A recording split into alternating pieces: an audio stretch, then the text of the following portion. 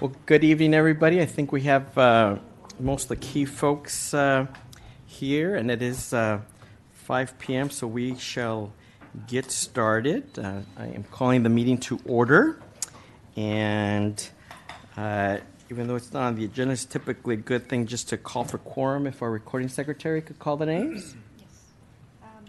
Council Committee Chair Solorio. Present. Council Committee Vice Chair Iglesias. Here. Council Committee Member Peñalosa. Here. Yes, quorum. Excellent. We have quorum. Our first item is public comments.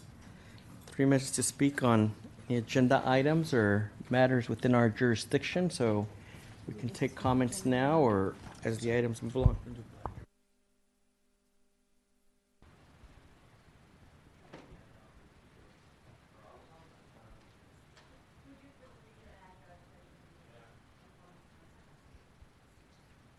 I concur.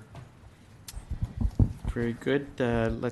We do have one public comment for now, and again, we'll take additional per item as we move along. We have a comment card, so if we can have Peter Katz come on up. Welcome, Peter. Yes, good evening. I'm Peter Katz. I'm president of the Comlink Board that oversees all 64 neighborhoods for the city of Santa Ana.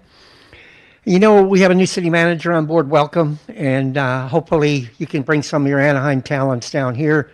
You know, Anaheim and Santa Ana are roughly about the same size in population, yet Anaheim brings in 3 times or more the revenue that the city of Santa Ana does. I realize there's some tourist venues that bring in some of that revenue, but we're dropping the ball here. We can take advantage of a lot of that in the promoting of our downtown and using these underutilized venues in the downtown area on the weekends. We can raise our hotel visitors tax to be comparable to Garden Grove and Anaheim. There's another 5 or 6 million there.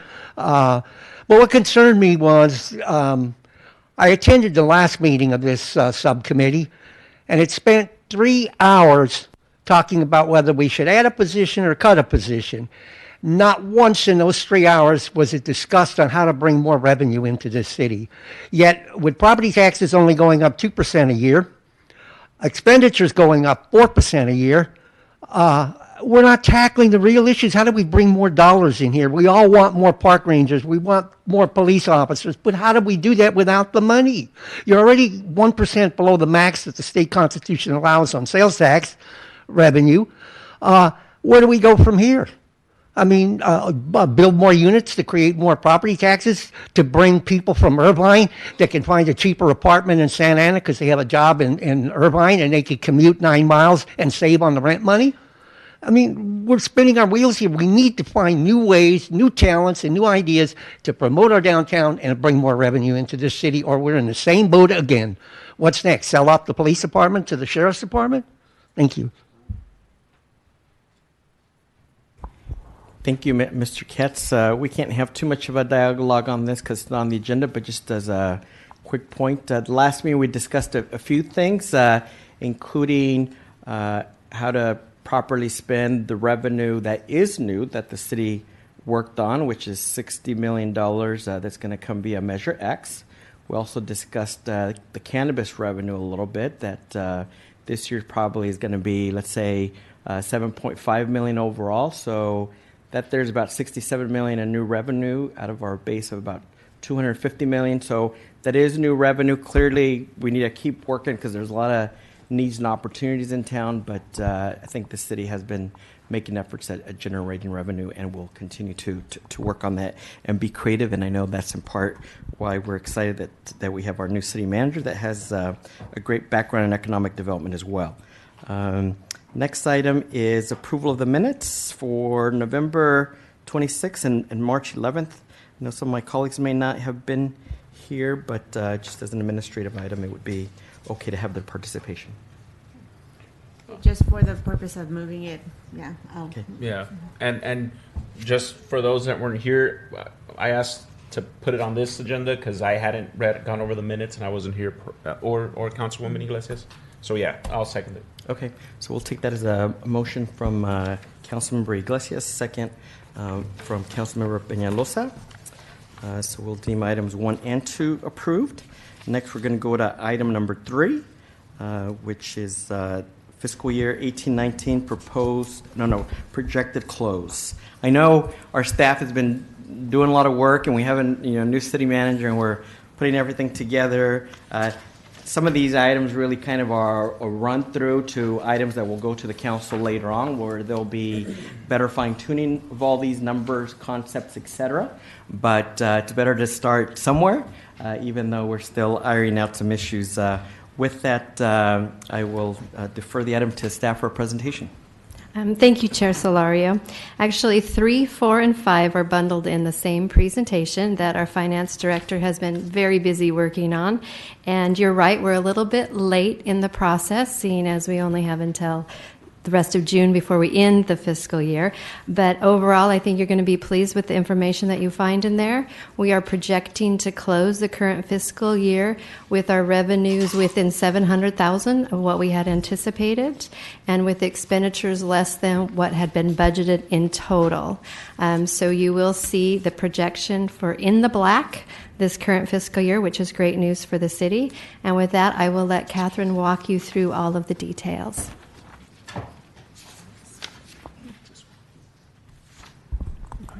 Thank you, Madam City Manager. As a general preference, would you like questions along the way, or maybe save them per section? I'm not sure. Feel free to ask questions along the way. Okay, yeah. Critical questions along the way, and then we'll have broader discussion at the end, council members. Okay. Yeah, please, because one thing that that really caught my eye was you said that we have less expenditures.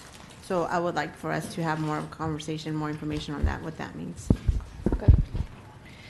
All right, so here we have a summary of our general fund resources. And when I say resources, I mean not only revenues, but also interfund transfers in and the use of general fund balance, because that is also a resource. So we started out the beginning of the fiscal year, our original budget, with a total of $264.5 million of general fund resources, and that includes a $10.2 million use of general fund balance. Excuse me, I'm starting to get a little, so I've got a cough drop, so I should be okay. Sorry about that.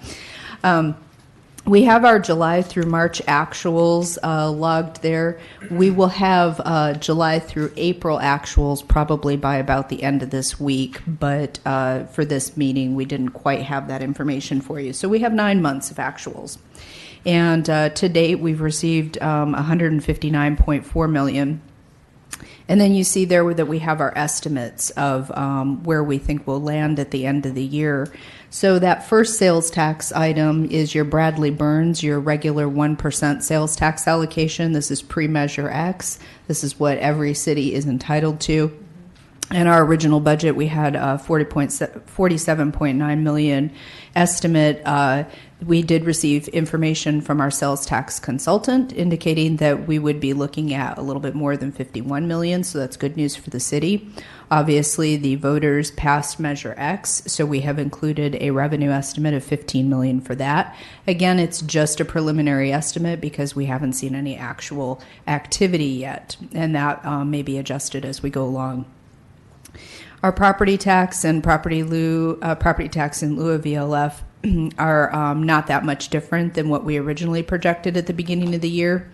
Our utility users tax, we decreased that projection by over $2 million, and that's mostly related to telecom. So our estimate is more in line with what we actually received in fiscal year 17-18. The business license tax, we were increasing our estimate by about $800,000 there, and the hotel visitors tax, same thing, about an $800,000 increase in the estimate. And then we're showing no use of general fund balance because, as you'll see in some of the following slides, we think that we can, as the city manager said, that we'll be in the black and we will not need to use that general fund balance. So we're looking at total resources of $263.8 million. On the next slide, we highlight just a few more other significant revenues. I'm not going to walk through each one of those, but the one that I will point out is the commercial cannabis agreement fees and tax.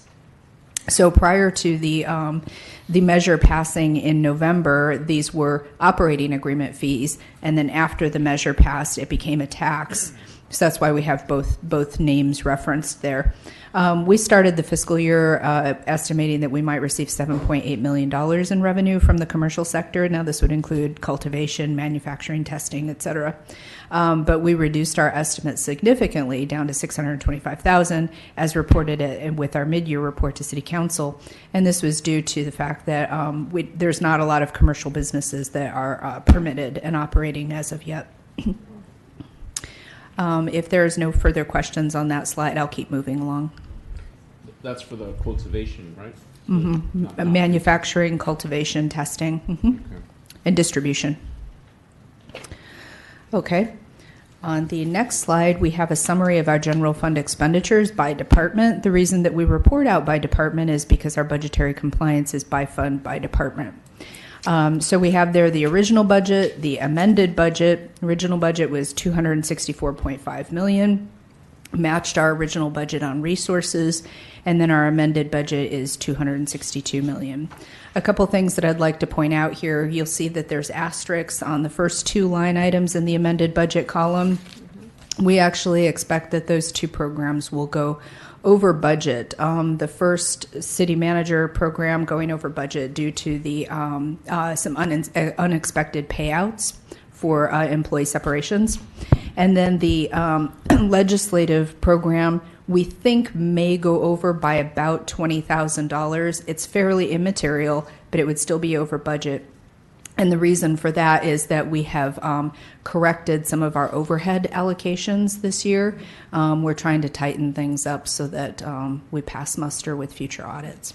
Could, Catherine, is there any way that you could give us, for the city manager's office, the amount that was paid out for everyone, I guess, that took us to this negative? Yeah, we can balance provide that that we have? information. Let's see. I think my staff. I can probably look that up as we're walking through the presentation and get that for you. Okay. And if not, I can certainly provide it after the meeting. Yeah, after the meeting, the totality Okay. of all in and all out. Yeah, that sounds good. Thank you. I will do that. Okay, and then the other one that I'd like to highlight is the down at the bottom, the youth programs cannabis enforcement. So we started out the year with a budget of $5.2 million. That represented 2/3 of the $7.8 million that we thought we were going to receive for commercial revenue. We no longer think we're going to receive $7.8 million because the businesses aren't up and running yet. And so we have pulled that $5.2 million out. And when I say $5.2 million out, that's the title of this column being amended budget. It's almost more like for that item, it's estimated budget, meaning that we don't think we're going to spend that $5.2 million because you can't spend what you haven't received. But may Yeah, I have a okay, question? go ahead. If I may? Go ahead, yeah. But then you said that we are going to receive 650,000 or something like that? No, 625. Yes. Okay, so out of that 625, then you would think that 2/3 of that would still go into youth. So there should be a number there. Okay. And I think some of these we may need to see with whatever goes to the council as appropriation adjustments or changes, modifications, et cetera. And there is a full reconciliation coming up in this presentation. Okay.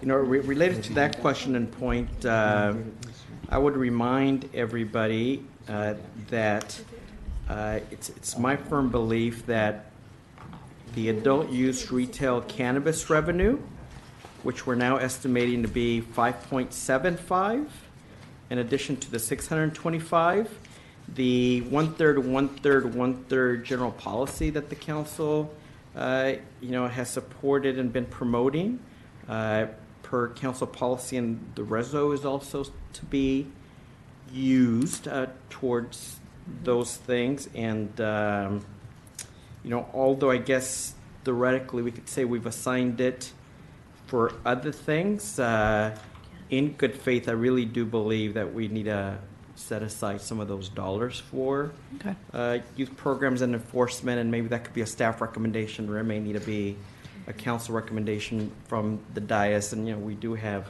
other revenues in reserve, et cetera, but I would not want us to essentially say revenue this 5.75 and then the million or so from the last fiscal year, to say that money was not received and wasn't eligible to be used, I don't think is a correct characterization of what the policy was, where we're at, and where we need to go. Sure. And we do have a slide on that that we can walk through for you.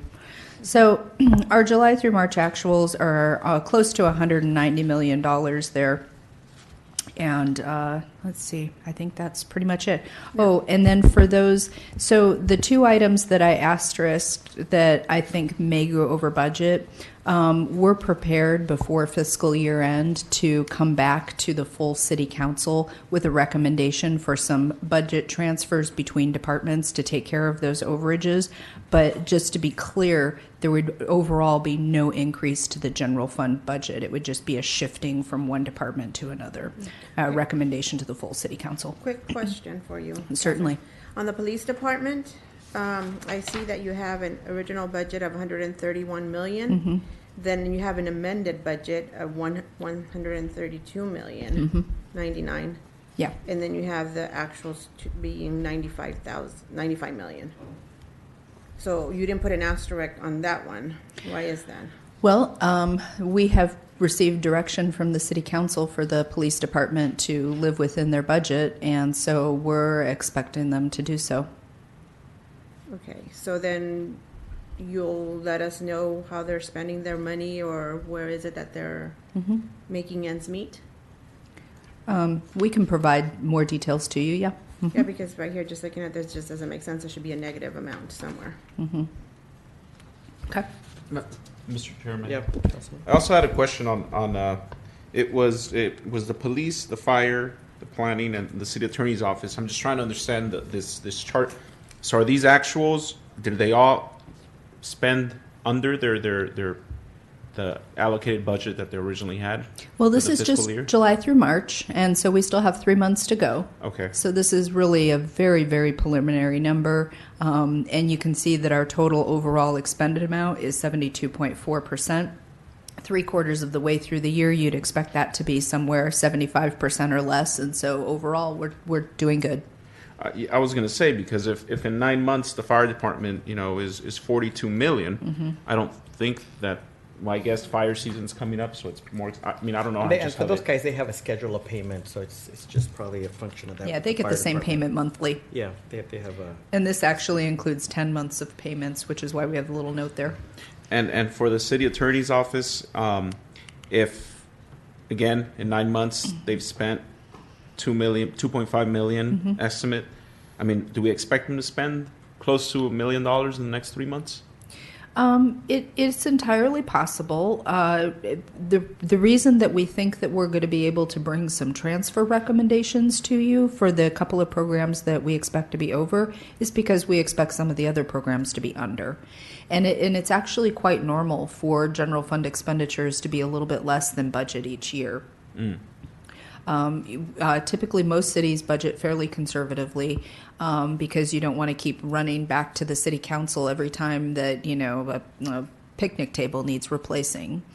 And so, that's very normal. And in fact, the city usually comes in with a small amount of general fund favorable variance, meaning that we spent less than our budget, and it's usually to the tune of 1% or less. So. And I think and you hinted at this, Catherine. Yeah, instead of amended budget, because that assumes somebody adopted this. Maybe it's more like projected budget or expected something. Yeah, it's the amended budget for everything except those two that I highlighted, and then the youth programs, cannabis enforcement. But some people may read into it Sure. that we approved 132 million for the police department. Or Sure. these others we haven't. I think it's kind of projected. Actually, projected. the 132 million has been adopted by City Council. So, Chair, if I can, So then why isn't that in the original budget? We amended it since then? if I can clarify, so the first column represents what you adopted prior to the start of 1819, the whole big budget regular budget, adoption. okay. Throughout the year, there have been staff Other reports tweaks. brought forward and tweaks. So the difference between those two columns has been council approved. But not the amended budget. Minus the asterisks. The second column represents what legally those departments' budgets are as of today, and she has a reconciliation slide, a couple in, that will show what those adjustments were for. Yeah, but you said that it's something that it's been approved, but it hasn't. The police budget has not been approved. I think it's a mix of, we're like youth cannabis, youth programs, cannabis enforcement. Nobody on this council said let's spend $0 out of 5.2 million. Correct. For youth. So I think it's a mix of things that have been adopted over the course of the year and other projections or staff assumptions or So, Catherine, inclinations. for all of your expenditure adjustments that are reflected, did you not take those to City Council, or you did take those to City Council? They were all taken to City Council except for the open purchase orders that were carried over, because those had been previously approved by City Council during 1718, and City Council, through resolution, authorizes the city manager to go ahead and set those aside in general fund balance to be spent the following year by assigning that money. But just going back to the police budget, I know for a fact that we haven't approved anything for us to be spending that, because there hasn't been that authority given to anybody to provide that increase. Unless if it was something prior, it could also have been a grant or revenue source. That increase of about $349,000 is carryovers, prior year carryovers that were previously authorized by the City Council and carried over via council resolution authorizing the city manager to do so. Could you send me, I want to know where this came from, because that's not my understanding. Okay. So if you could provide me the documents that states this is what has been approved before I came on the council, because I know we haven't in this current council. I like it too, just so we're all on the same page. Please. Yeah, no problem. Yeah, we'll get the answers to all the council members. Okay. This next slide is just a real quick summary of our budget status. So it looks at the overall resources and the overall uses of the general fund budget, what was originally adopted in 1819, and our amended version. So at the beginning of the fiscal year, we were expecting to use $10.2 million of general fund balance, and now we're expecting to add $1.4 million to the general fund balance instead. So here then, at least for the top line estimated revenue, you're assuming the full use of the 15 from X. Yes. And not needing to use The $10 million for the 10 million one use of time, reserve. That's correct. dollars. So okay, I just want to That's make sure correct. everybody understands the general direction that we're heading in. Sure. And this next slide is the full reconciliation. It's kind of tiny for the screen, but you do have it in front of you, and it shows every single adjustment from those original budgeted numbers to what we're reporting to you right now. Yeah, let's stay on this page here for a little while. Why don't you go ahead and walk us through, because Sure. that's easier than us reading through it. Sure. So as I mentioned a couple minutes ago, we carried over the open purchase orders from amounts that had been previously approved by council in 1718. We carried those over to 1819. Then we expected a state fee for the collection of Measure X money, $175,000. That is actually a decrease of revenue, but let's see, how did that work? We have it on both sides, both the appropriated expenditures. Yeah, okay, so it is that they're withholding it. The next item that we have is the continuing projects. Oh, I'm sorry, the state of California. That's who collects our sales tax and remits to us, and they do so for a fee. Okay, so they're withholding the 175,000. That's correct. And then we have some continuing projects. Also authorized the resolution authorizing the city manager to do so. Again, those are amounts that were approved in 1718 by the council and carried over to 1819. We have a small adjustment for a caribou reimbursement agreement. We are expecting that we are not going to spend that $5.2 million that we discussed a couple slides ago due to the fact that we're not receiving that money, or we don't expect to receive the money. Let's pause on that, though, because we have received a good chunk of revenue from our existing commercial retail outlets. The retail part of it, yes, we right? have. So whatever that amount is, at the very minimum for the enforcement and for the youth, I think, and maybe it's a policy call, but this council has not said, let's not spend that money. Because I do believe that we're receiving it, we're collecting it, and it's supposed to be going 1/3, 1/3, 1/3. Right. The city has kept its 1/3 for administrative purposes. The 1/3 for enforcement, which is city attorney's office, code enforcement, PD, that 1/3, and then the 1/3 for youth, as my understanding, has not been used, and this actually reflects that also, that not only has it not been spent for those uses, but you're recommending not expending it towards those purposes. Right. The original budget was adopted with no 1/3, 1/3, 1/3 usage of the retail side of things. Now, I know that there are some differences of opinion Right. on the I think that's council what about is, that. Right. But the budget was adopted that 2/3 set aside, this 5.2 million, was coming out of the theoretical 7.8 that we thought we were going to receive for commercial, meaning the manufacturing, Right. testing, And cultivation. that's where I think some of us have a disagreement. So the money, the revenue from the commercial retail cannabis, where's that money going? We have a slide on that. and Okay, we so can it's walk coming through later. it. Okay. Yep. We can walk Excellent. through it. Well, we can get into Okay. more detail then. There was also in the Peñalosa? budget. Oh, I'm sorry. It's okay, Catherine. Before we move on too much from the slides, I still need some more clarification on the transfers out number. Sure. Just if you could just Sure. detail what that is. Yeah, the out of that 12 point, let's see, let me flip back here so I say the right number. 12.3 million. Out of that 12.3 million, 9 point something million, and I've reported this out before, is a transfer for debt service on the police facility building. And then there's like 1.7 million transferred out for strategic plan projects. And let's see, what else is there? I know that's the lion's share of it, and I think there's a couple other small transfers too. How much was in? Oh, yeah, that's right. The Civic Center Maintenance Fund, that's 1.2? Yeah, 1.17.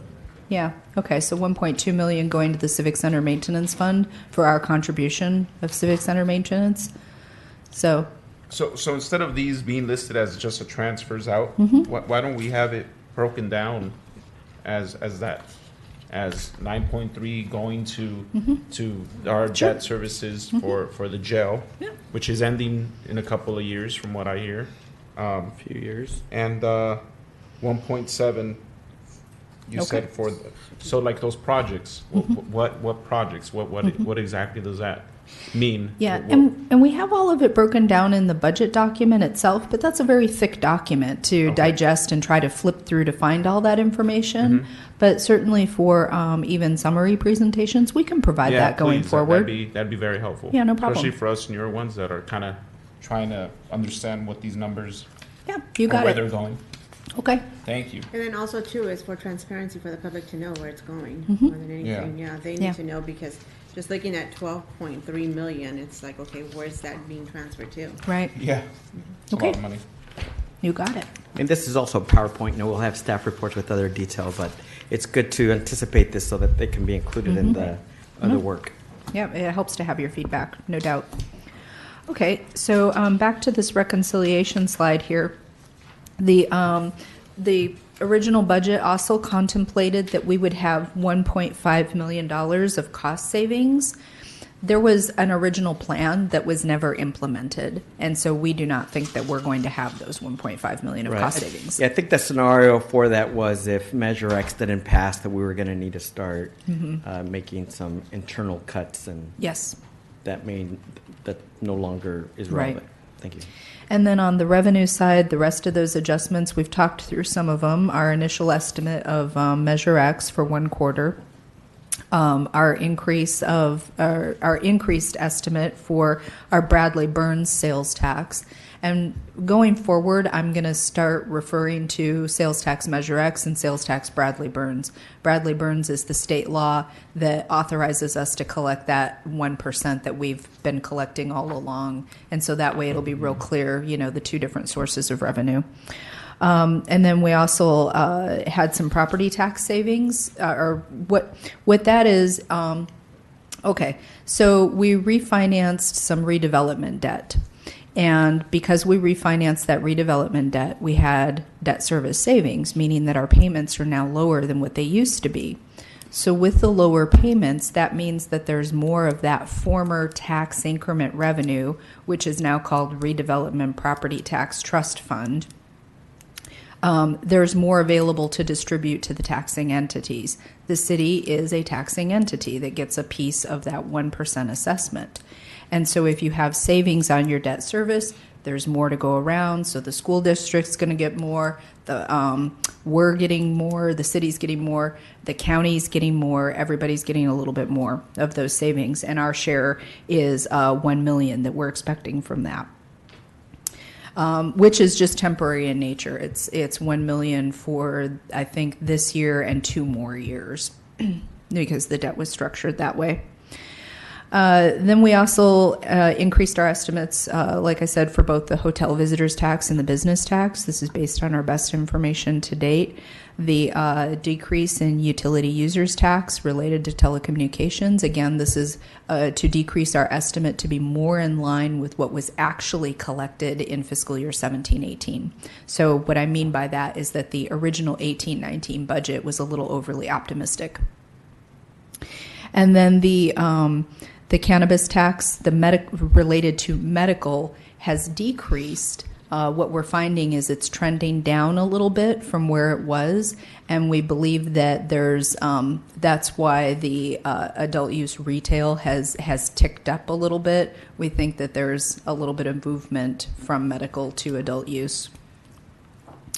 And then of course, we've already talked about this. We don't believe, because there's very few commercial businesses up and running, we don't believe that we're going to receive that initial $7.8 million estimate, so we reduced it down to $625,000.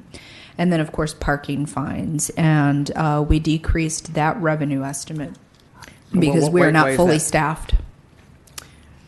That's one area where we really got to work on. I mean, and it's kind of a revenue opportunity, but it's also just carrying out our parking permit programs and our other regulations. But I remember once early on, I asked, just kind of on the business side, does that whole program make money or lose money?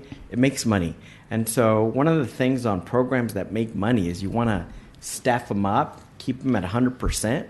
Staffing or more, just because it's to your benefit, because then you're not running in the red and you're actually generating revenue that supports other functions. So something like this really hurts me to see.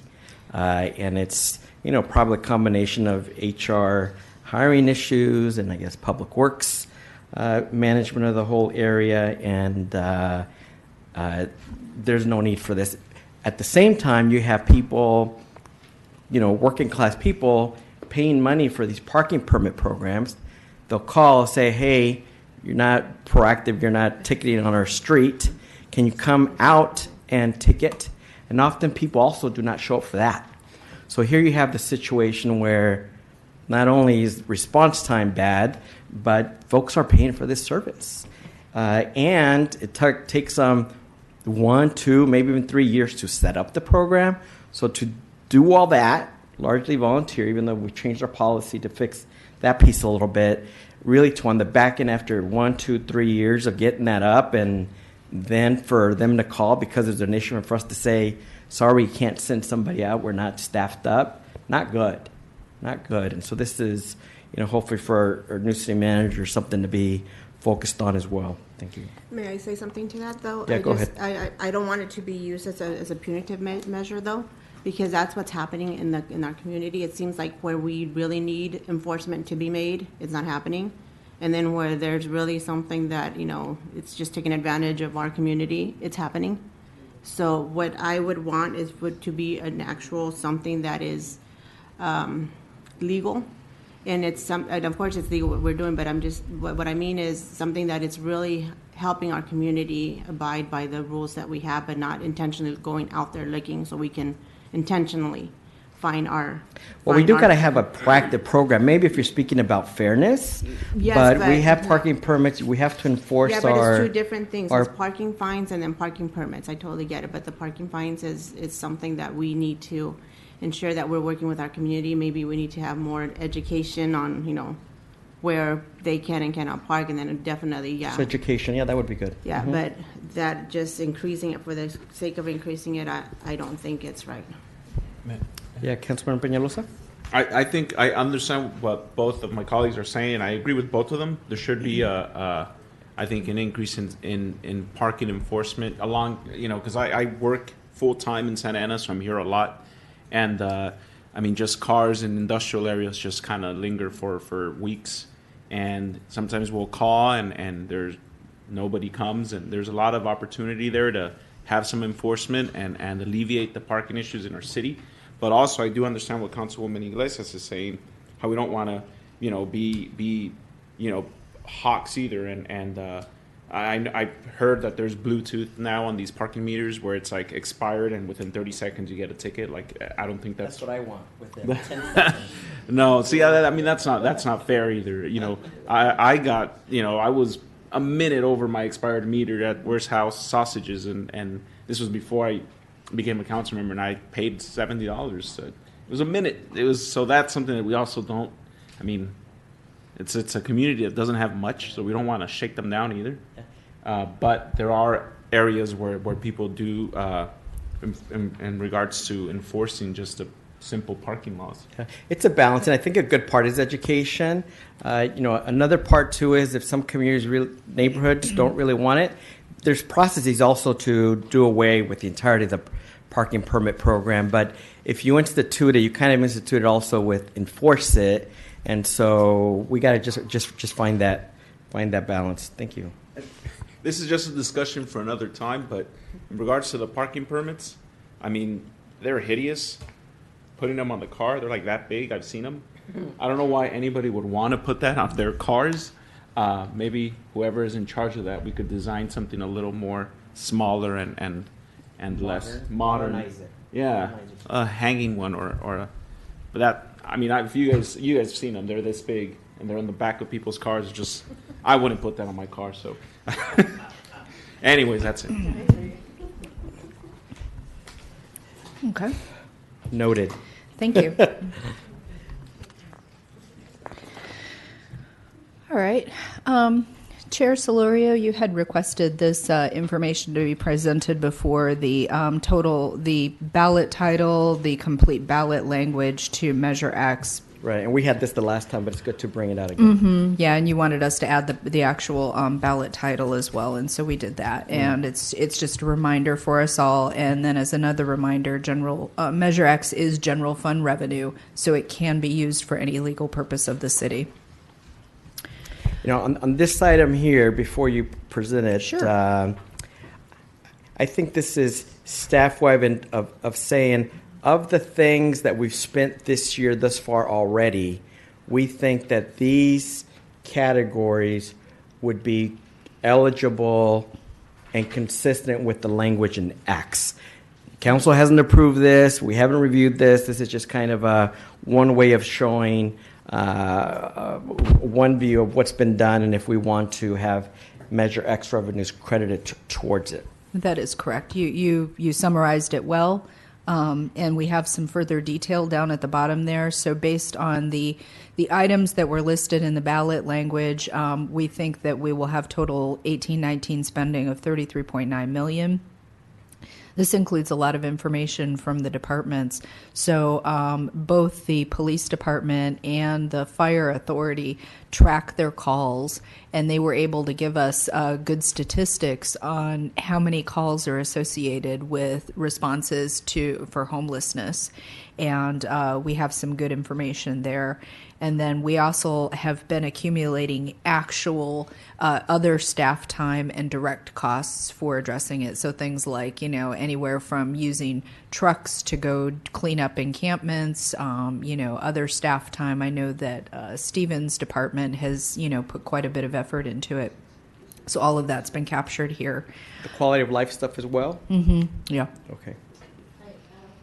certainly. In the presentation, you have retaining police officers, but you don't have retaining fire department Right. in it. And it strikes me as very coincidental that it's, how did you come up with a $4.3 million for retaining officer? That looks like the raise that they're looking for. Yeah. Yes. So- the raise that was actually approved by City Council. Yes. So that's what that is. So that is so misleading, and it's very intentional that we knew what we were going to do with this money. Putting 4.3 million there for retaining police officers, I don't think it's something that that you should even include, because it hasn't really been approved. Well, this is our projections of what we think we're going to spend for 18-19, and the But not for MOU. Measure X, not for Measure X. The MOU was approved by City Council, and so I have to follow the MOU. And so we are spending approximately $4.3 million to provide those increases and the retroactive pays to those police officers. Not for Measure X. If I may clarify, so the Measure X, the ballot language, even though you had priorities that you wanted it to address, it is considered a general tax, so it flows through the general fund, so it is a part of the general fund. So imagine a large bucket, and you have your revenue streams that flow in it, and then you have your expenditures that staff is authorized to spend up to the amount that you gave us legal authority to appropriate. It's all coming out of the same bucket. So if you want to say, well, I'd rather you dip into reserves and use the reserves instead of saying that you're using the Measure X dollars, the flow is all into the same category. So the revenues that we're using to pay the general fund bills are coming from multiple sources, including Measure X money. So then we intentionally deceived the voters then, that it wasn't, so I don't see anything here. Our streets, our libraries, I don't see anything. I mean, can you break it down and without adding retaining police? I mean, if you put retaining, because the language has retaining the fire department, how much money is that? Let me see, fixing streets, maintaining parks, and let me see what else do we have here. How much for maintaining parks that's only maintaining parks. But anything that we're going to intentionally do to enhance the quality of life, I don't see anything there that it's going to give us as city council say, oh my gosh, yes, we have this money and this is what we're going to do. Because you know what, I'm up to the point right now that I want to repeal this damn thing, because this is so wrong. This is so wrong for us to be even putting these amounts up here. So you better start looking for ways that we can say, you know what, let's not even count on Measure X money and how we're going to do this, because this is a slap in the face to the community. And I'm very upset right now, because it's something that, we take lightly here at City Hall, but out in the community, this is not taken lightly. We need to ensure that we put the money where we said we're going to do it, and for police officers, for the department, for their raises, I think it's totally uncalled for. That's why at the beginning of this slide in particular, I said this is staff's view of some of the eligible uses towards the Measure X revenue that's coming in, but it could have very easily been worded differently. So it could have been recruiting and retaining officers. It could have been police officer overtime, police officer time on quality of life team. There were a number of ways that this could have been characterized on that item. Staff chose to use that language, again, which would be eligible as well. So I think maybe they're just wanting to be very forward on it, and because some people could view it that way. But and then also another key thing keep in mind for fiscal year 18-19, even though we spent that much towards those type of categories, we're not receiving 30 million plus this fiscal year. We're only going to receive 15 approximately. So if you wanted to say, yeah, we don't want even to show maintaining parks, youth and senior services, retaining police officers, the 15 million is very close to just the addressing homelessness aspect of it. And maybe this slide should just be that first item and not the other three, because I think they create more questions and issues possibly. And again, this is just a preview of the type of presentations for the council and the community. Thank you, Chair. And we didn't mean to offend anyone with this slide. What we were trying to show is that the city during the current year has spent way more in excess of what we anticipate to collect from Measure X on areas that are allowable for spending Measure X dollars. So as the chair pointed out, this is just a list of 33 million, and the Measure X money is anticipated to only be 15 million. So we can revise this slide. Yes, please. I had a couple questions about that. The spending year 18-19, because we're not going to get $33 million from April 1st to July 1st. Is that correct? But they're talking about the existing general fund money we're getting already. Okay. We're going to use some of this towards existing things we've done already. And we have to remember that this Measure X has a sunset in 10 and then 20 years. It's going to go away. So when I asked staff multiple times and about the MOU, the police MOU, it was stated that it will be absorbed within the police's current budget. And I'm not comfortable using Measure X money for any staff, and we've talked about this, Christine, any staff salaries, because those are ongoing. And this money will go away in 10 years when we lose a little bit of it, and 20 years from now, we're going to have a $60 million bill with no money to pay for it. So, this could be broken down, and you had mentioned, Catherine, that we were making the police work within their allocated budget. Committee member Penaloza, you're correct. So the police department is expected to close their year with their current budget, and we're not seeking any additional transfers. They are going to have to live within their current budget. So that's our projections as of now. It does get back to, the 33 million, the big bucket thing. These are expenditures that have already been spent this current fiscal year out of general fund revenues, which Measure X is one of. To your point about the sunsetting of the Measure X item, we are aware of that. One of the things that you're going to see a little bit later on in this presentation is for your proposed budget for next year, departments have quite a stealthy list of supplemental requests, and we have been prioritizing them to give deference to the one time as opposed to ongoing, because of the very fact that if we continue to grow our operating expenses down the road, we're going to be back like how we were last year with a structural deficit in which our operating expenses are outpacing our revenue. So we are very conscious of that. Okay, and in regards to the addressing homelessness, I'm hoping that 16 million plus cost is being broken down and separated into categories. How much of that was the railroad, which I'm assuming is a big chunk that we're working with. I didn't know that our city attorney isn't here. Going to work to make sure that money's paid back from these companies, these private companies that we've been enforcing their laws pretty much and cleaning up after them. So I would hope that that's also noted, Christine, that we will seek reimbursement where it's appropriate and where we can. May I ask a question regarding the Measure X money? I know that as a council, we approved the, I guess it's, I think, how much money is it for the auto dealers, for them? Are we taking that into account? 1.7 million. Yes, we are. So 1.7 million a year Yes. in I guess in whatchamacallit, the incentives. There you go, to the buyer. So then 1.7 million. So we're actually looking at just like 58 million then, instead of the 60 million for the next 3 years. Correct. Okay, is that something that, I mean, is that a line item thing that you've addressed in your budget? Yes, yes, it is. Okay. And 'Cause we'll see that.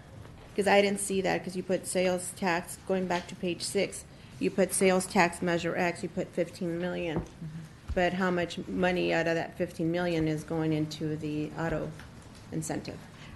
So my understanding is we haven't processed any yet, but so we're building into next year's proposed budget, the 1.7 million that Catherine is talking about. So for the current year, you don't have any expenditures associated with the incentive program. Yet. Yet. But okay, so they started in April, though. They started in April, so Yes. April through June 30th, they'll have some type of, I guess, an invoice for us. 440. But it's Community Development Director, do you know what's in the pipeline as far as? Yeah, Or how we are doing it. Right, we just received our first reimbursement request, about 10 different dealers. It's not adding up to the numbers that we thought, but we are on line to spend about 440 just this fiscal year on reimbursements. 140,000? Yeah, that's why you won't see 1.7 in this year's budget, because we're just doing April, May, and June.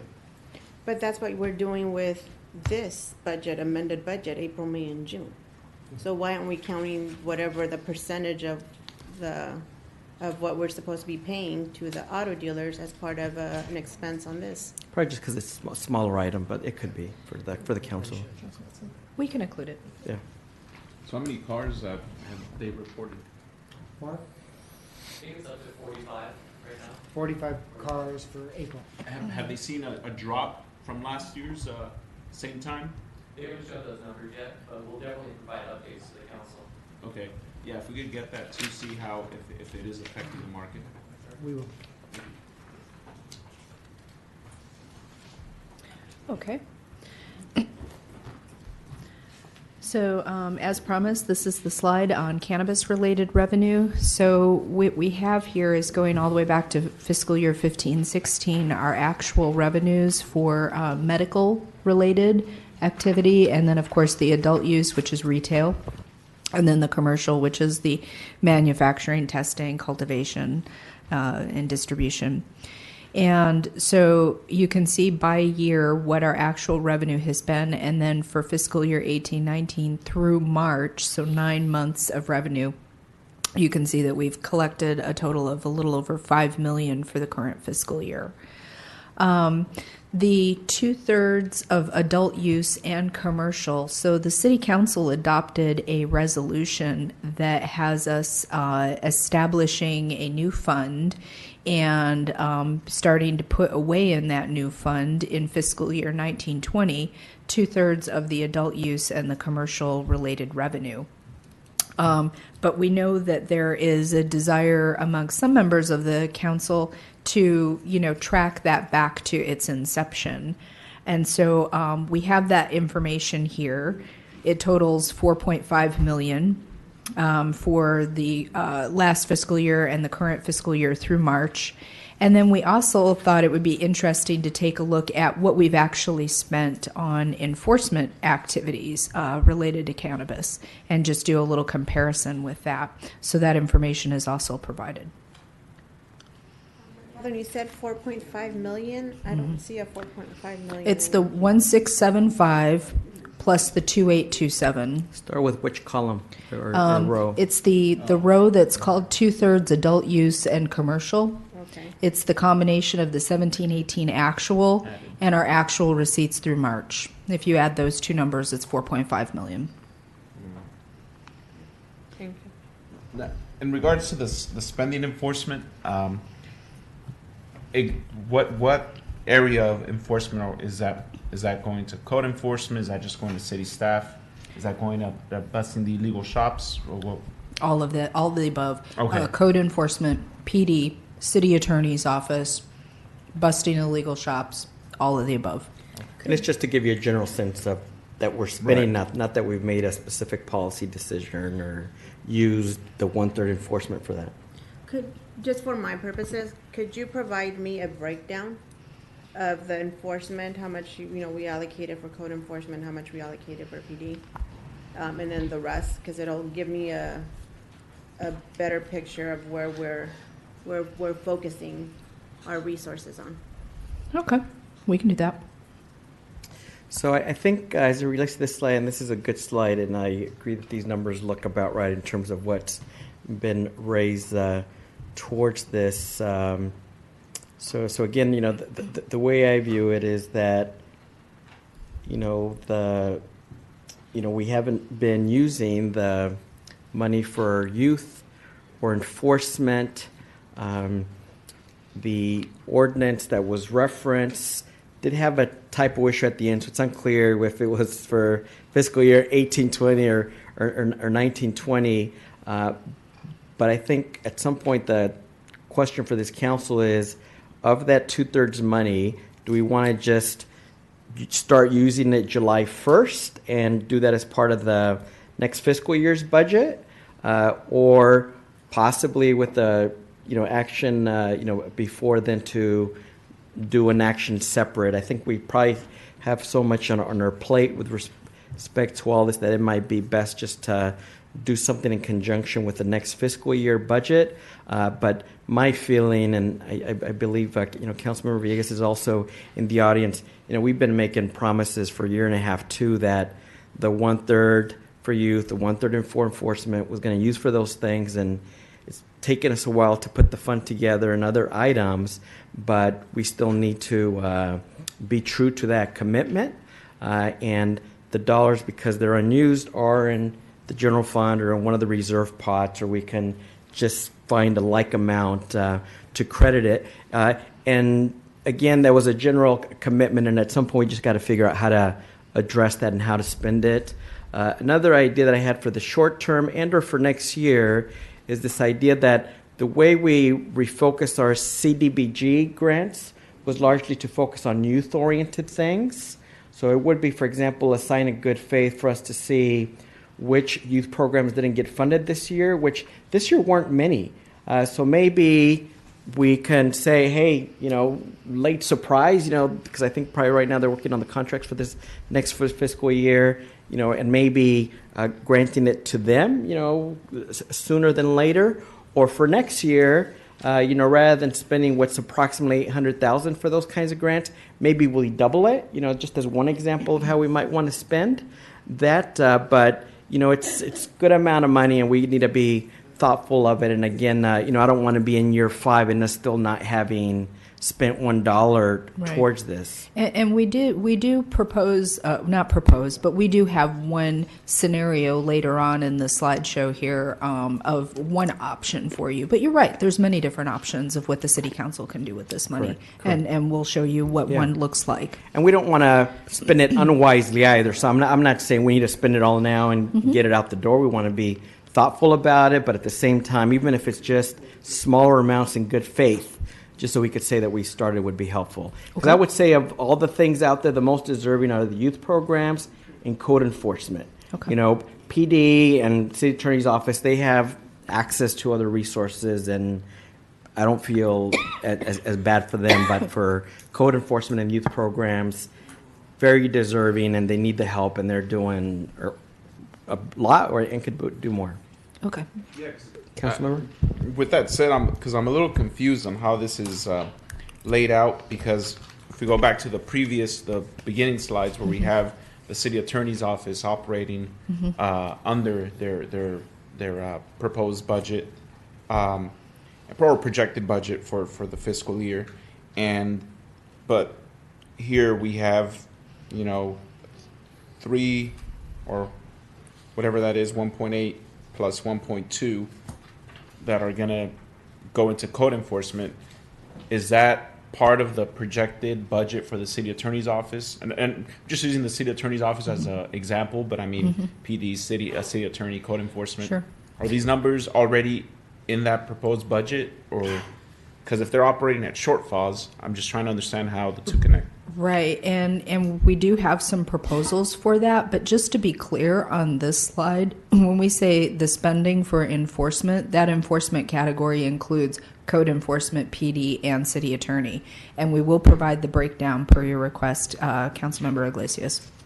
But we do have some proposals on the table on how to spend that money, and we can go over that a little bit later in the presentation.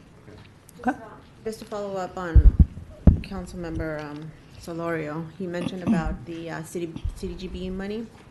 And I know that we've already had an RFP that had gone out, and I think they have already been selected, right, the providers? The commission has made a recommendation. It has not gone to city council as of yet. Okay, so that's coming to us, what, next month? In June. In June? Yeah. Okay, but I would have my concerns in giving more money to those that have already been, selected, because it is my understanding that there were some providers that, sent in their application, and for some reason, they didn't get selected. But that's what I'm recommending. Not that the ones that got it already get more, that the ones that applied on time and the whole bit, that if they didn't receive any, that we fully fund those if they're youth oriented. So just to clarify. Yeah, okay, so I would, but I would like to see the list of those that applied, Yeah. because it came to my attention that they've applied 2 years in a row, and some of the providers weren't selected, and I know that they meet the requirements. All right, thank you.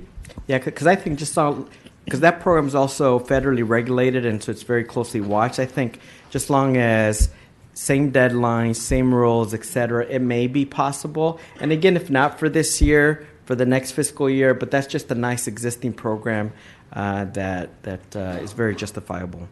Thanks. This is the last slide for this part of the presentation, which is really focusing on 18-19 expected results. And we have our next steps here. As we mentioned earlier, we're considering bringing some potential transfers between departments to take care of the city manager's office budget at least. That would happen prior to June 30th. We think it'll happen June 4th, but definitely before June 30th. And then, of course, once we close the books and get them audited, we will submit audited financial statements to you, so you'll get to see those. So at this point, we're going to move into. I have a question. Yes, of course. For the first bullet, you said potential budget transfers. Mm-hmm. From what departments are you looking at to transfer from? There are several departments that we expect to have some budgetary savings, and so we're looking at potentially doing a combination. Okay, what departments are those that you're looking at? Madam City Manager, may I? Sure. So just to explain, several cities delegate different levels of authority. At Santa Ana, per the charter, I have little to no authorization to transfer between departments, even if it is in the same fund. So I have to take that to City Council. It does require a 2/3 votes. So what we were looking at was other general funded departments that were projected to come in under on their budget and then seek a transfer. So it would take transfers from a couple different departments in order to bridge the gap that exists in the city manager's office. It's still moving at this time. I don't know, Catherine, if you know a couple of the departments that we were looking at. I know one of the departments that we were looking at was Public Works, and one of the departments was Planning and Building. But there are several departments in play, and we have not finalized those numbers or recommendations yet. They're into the year reconciliation, so. No, and I get that, Jose. I get it. What I need to understand is what departments it is. So you mentioned Public Works, and you mentioned, Planning and Building. okay. And so you're looking at their end-year balance, and if they haven't spent it, then you're going to be transferring it to another department in order for us to be able to pay our bills. Recommending a transfer, yes. Okay.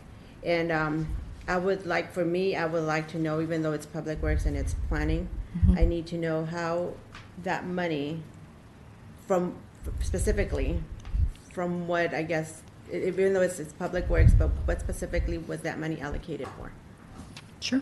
We can We provide certainly that. can do that. So in total, the citywide general fund budget is under. We're not expending everything that was budgeted, but there's the variations within the departments. That's what we have to do, the transfer to retain budgetary compliance with the charter. You know, and I get that. But see, I guess my concern is that knowing that, we overestimate, we over budget, we could be spending this money on services for our community. Yep. I don't agree that we should be over calculating that we have this budget. And then at the end, it's like, okay, it's kind of like we got to spend it or you lose it. So what I want to know is why isn't it that we're not putting a priority to say, you know what, okay, this, like say 20,000 should have gone to youth services. This 20,000 should have gone to making our lights better in our streets. Right. So I just don't agree with the whole budgeting process that you ask for more than what you need. So in the future, I think this is, for me, it's just going to be more of a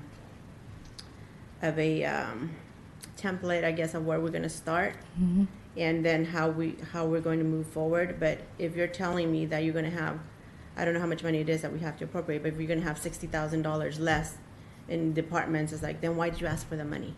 Right.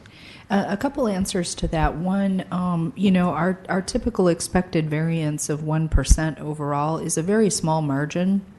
And the other thing that I would add is that keep in mind that a lot of the budgetary savings in all the departments, like Public Works and like Planning and Building, are really due to staff vacancies. And so not only do you have the budgetary savings from the staff vacancies, but then that also has a ripple effect throughout the rest of your budget, because if you don't have the staff here to do the work, then that staff isn't maybe contracting a vendor that, there was a plan to do so. So it actually has a multiplying effect. And that's really where a lot of the budgetary savings comes from, is that staff vacancy. So then that brings up another point for me. It's like the staff vacancies, how long have we had those vacancies?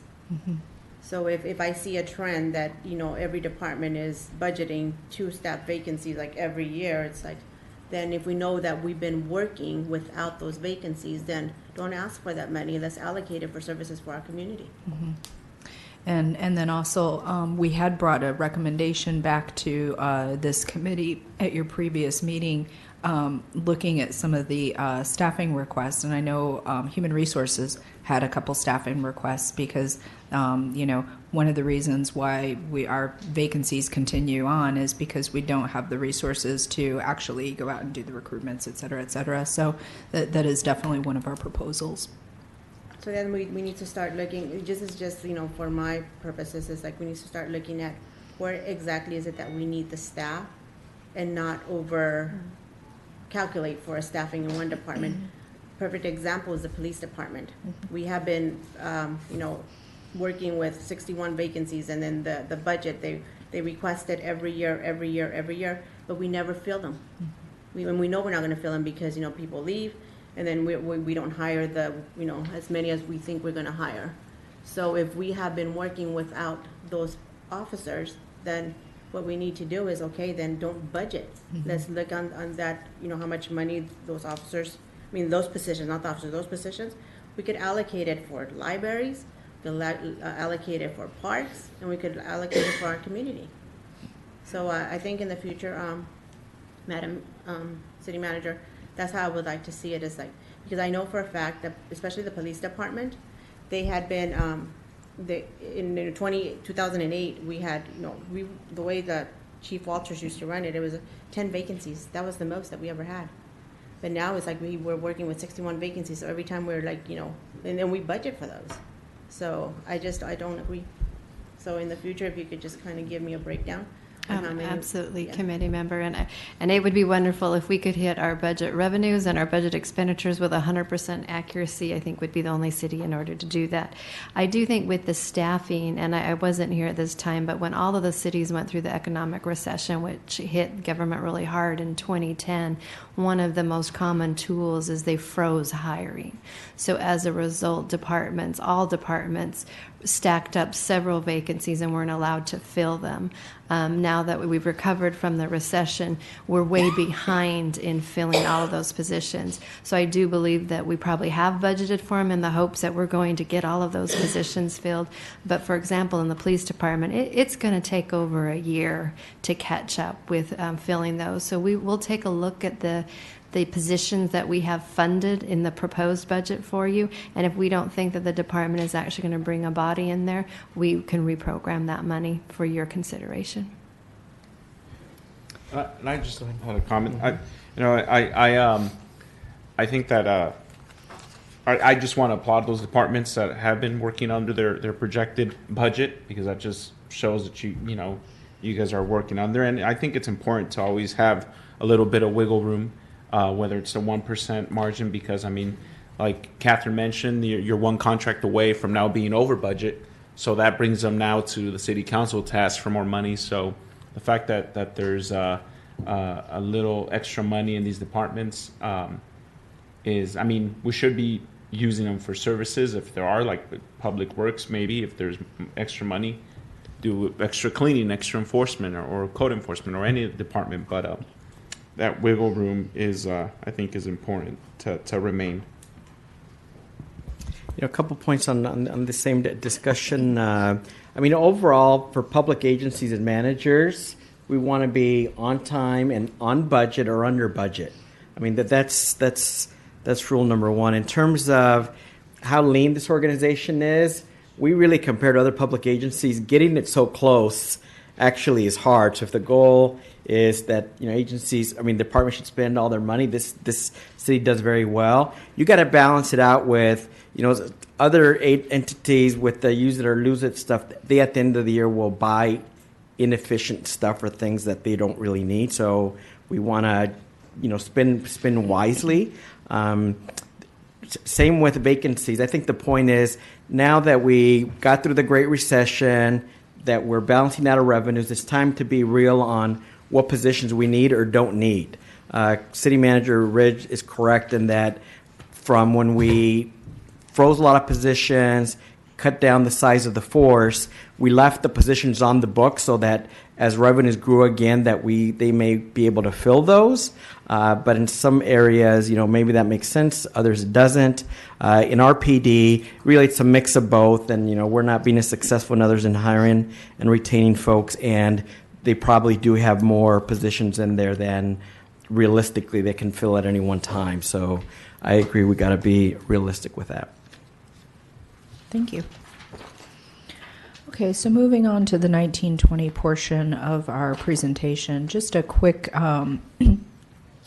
review of the community budget meetings. In accordance or in compliance with the Sunshine Ordinance, we did conduct 5 meetings at those locations. We saw a total of 153 participants. So we felt like we got pretty good participation in them. The next slide has the input that we received from the people who attended those meetings.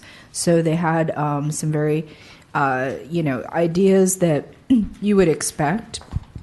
And they also had some very interesting ideas too. So, for example, under Parks and Recreation, clean and safe parks. That's something that we know that our community wants. And then we had some very creative suggestions, such as under new revenue, exploring a ticket tax. That may not be feasible for the city, but it was good that the community was participating and coming up with these creative ideas. Why wouldn't it be feasible? I don't know if it would be feasible or not. It would be. Oh, okay. It would have to be. No, I just don't know. It would have to be approved by the voters, and I don't even know if that's something that the city council even wants to entertain. It was just an example of a very creative idea from our participants. I mean, we're more limited than Anaheim in terms of a big one.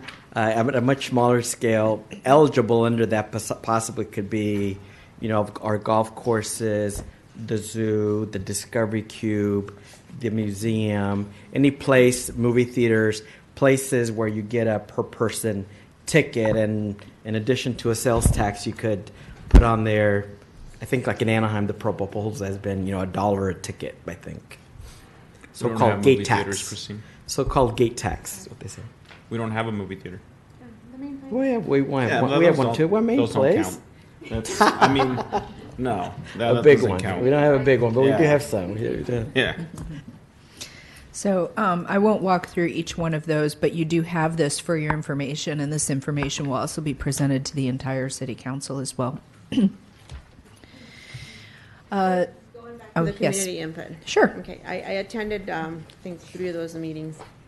I know that there was more than what there's here, because there was, they had some other concerns on where we should be allocating our money.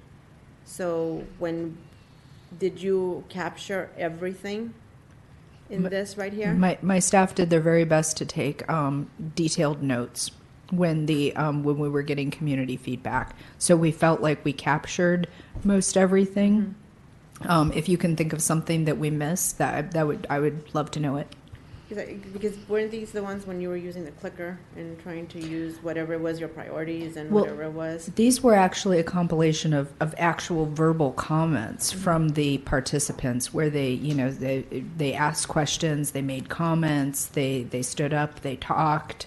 There was a lot of, and as well as the little mini survey thing that we did. Okay. Okay, so I know that they shared more about, especially like on the parks, and I see like more library services, but I know that they wanted more services as gets scattered like throughout the 6 wards. So I know that they were more specific on that. So for me, it's like, what does that look like? More library services. I mean, what was your understanding of what they said? Continue addressing homelessness. What I got from them, it's not really addressing homelessness. I think it's more about address the enforcement of it. So how do we enforce to make sure that we don't have the encampments here? Let me see, and I think street improvements. Under street improvements, do you have more of, is that the lighting, or what does that look like? I know that they wanted like more lighting in a lot of better lighting in our neighborhoods. Okay. I think my staff can probably look back at their notes and maybe provide even more detailed information when it goes to the city council. Or if any of the surveys were tabulated that we can see Sure. individual sheets or tabulations of the totals. Yeah, you got it.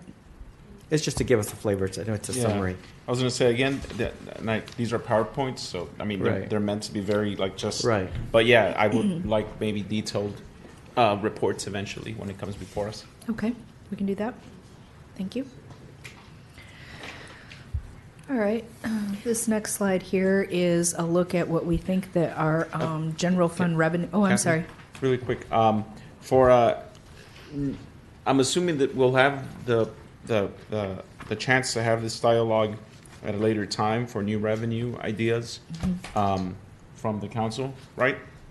Okay. You have some good ones right now. This is also it's just even with advertising and billboards, those bus stops. I mean, I keep saying that they're an eyesore. I don't know where they came from. They started coming in about 2 years ago. They were the newer ones. ugliest things that I've ever seen. The other ones were a lot nicer and had the opportunity to generate that revenue. And I know I've talked to Christine about, because I've also had communication with the board of the zoo, possibility of selling alcohol at the zoo. But because our ordinance, it's a city park, so they don't allow it. But, looking at ways that we could just increase revenue a little bit here, a little bit there, not through taxation, but through areas like that.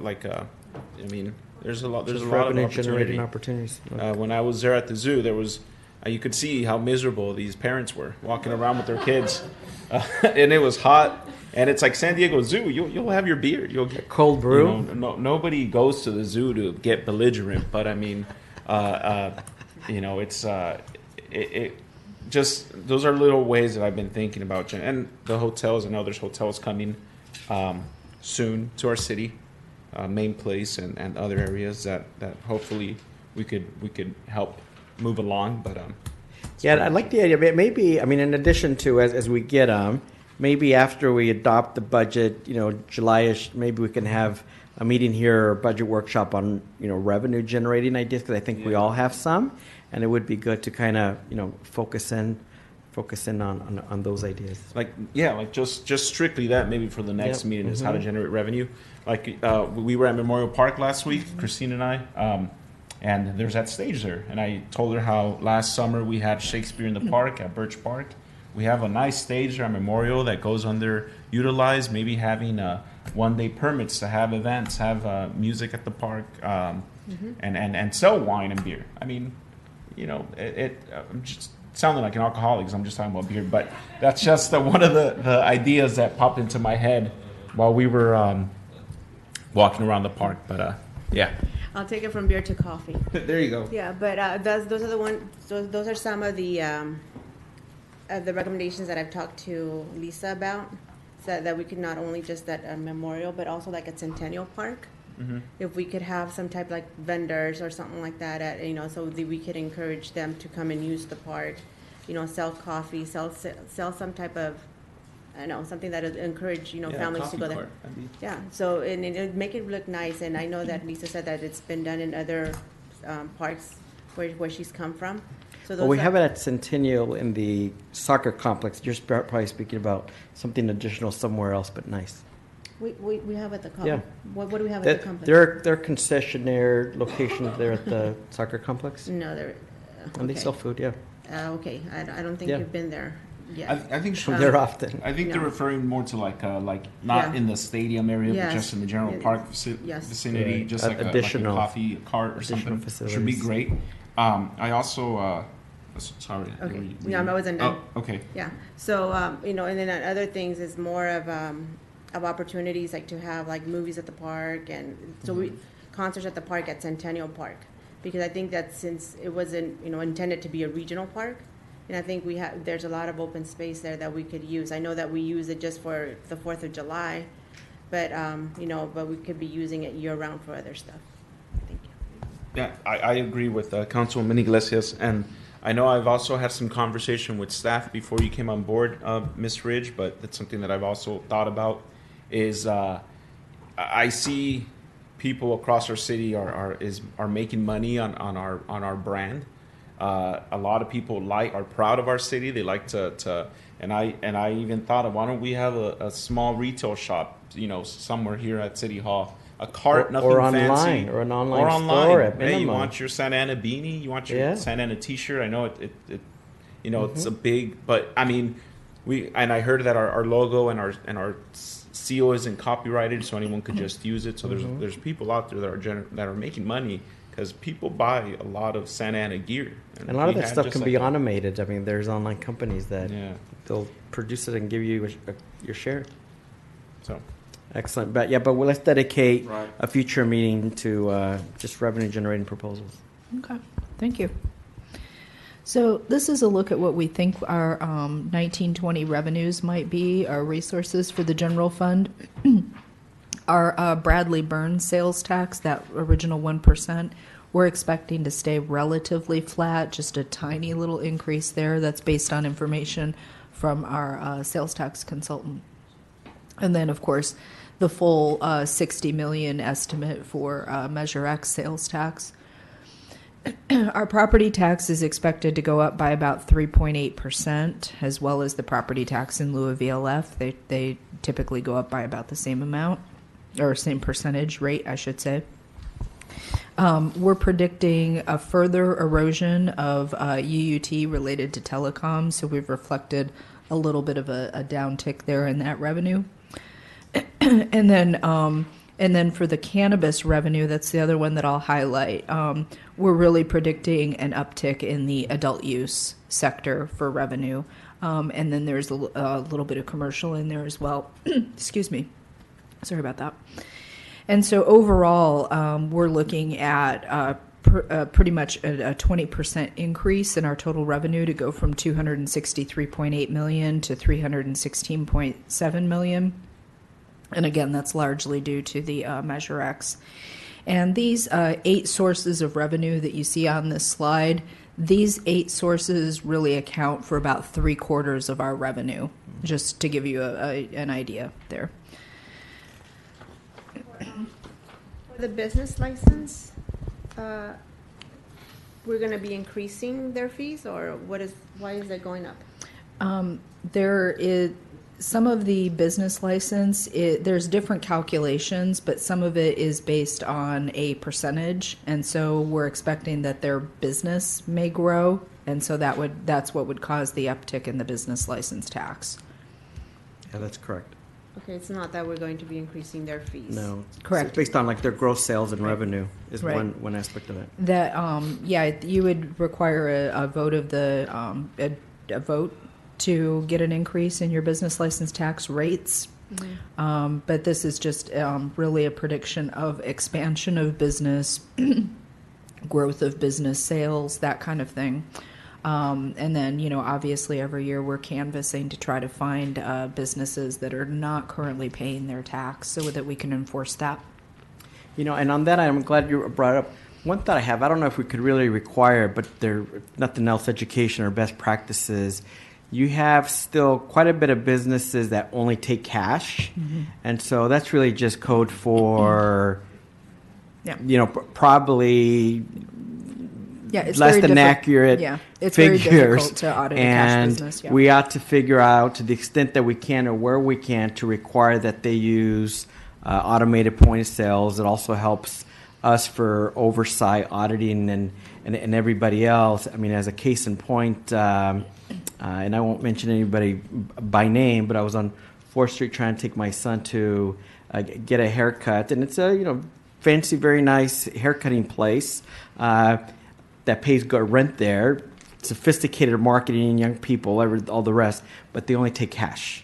American Barbershop. And there's no reason why they shouldn't be able to individually or collectively have an automated system so that they can collect proper tax. Same with, food trucks and many other entities. I don't want to single out anybody by name, but there are many of those categories that need some attention. Because if not, some people get taxed or overtaxed, and they get parking tickets, which is also revenue for the city. But others, then we leave them off the hook. Mr. Chairman. Yes. And just to add what Chair Solorio said is, I agree, and I brought this up to Alvaro about the lunch trucks. Is there's this lunch truck by Maine. There's a couple, but there's one in particular that always has a line down the block at all hours of the night, every night, 7 days a week, and there's a lot of them like that. Very popular food trucks. That we have some good food trucks, but I've also heard from staff, they're like, oh yeah, a lot of these trucks report $60 a month in profit. They're like, $60 a month. I've spent $60 there, buying tacos at 2 a.m. And so the fact that they're only taking cash. I've gotten a haircut at that barber shop on 4th Street. They're not cheap. They're $30 haircuts, and again, cash only. There's a 2-hour wait any afternoon, any day of the week, because of how many people go get their haircuts there. Again, are they reporting accurate numbers to the city? And who knows? A lot of these businesses are very lucrative, but not, they only take cash. And that's something that we should also look into as part of their business license. Hey, you got to be automated. We as a city, we're not automated, but you guys gotta be. So, I mean, that's We'll educate them on the benefits of it. right. Okay, we digress. Let's get back. Thank you. Good input. Similar to that other slide, we have one set up for 1920 that just shows the categories of things that were identified in the Measure X ballot language.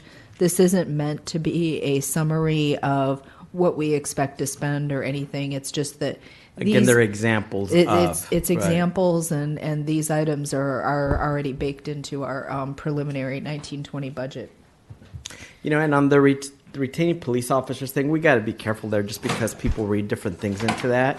Because again, if you want to say recruiting and retaining or police officer department, enforcement, and I say that for many reasons, but in addition, that, controversial vote, the MOU wasn't just to fund the pay increases. An MOU funds the entirety of all the human resources of that department, base salary, benefits, staffing, clerical, special leaves, et cetera.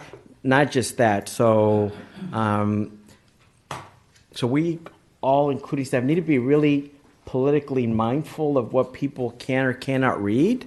And oftentimes, some of this information isn't even necessary, and it just creates more problems, issues, and questions. So, just wanted to share that.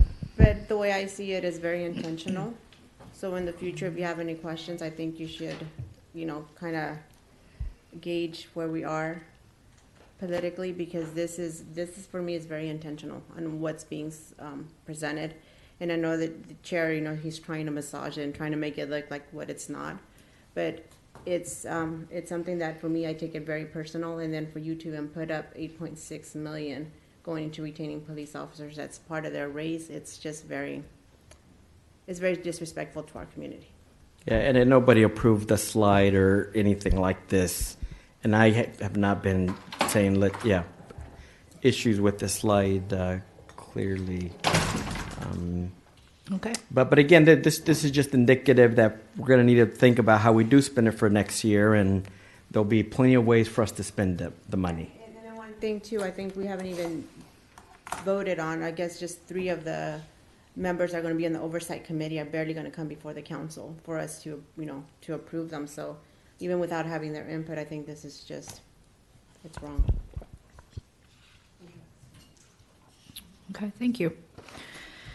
The next slide we have, I made reference, I'm sorry, yes. Sorry, the addressing homelessness, Yes? is that considering that potential MOU with the county? Because I noticed that the number went up from the previous box. The other was just for a quarter.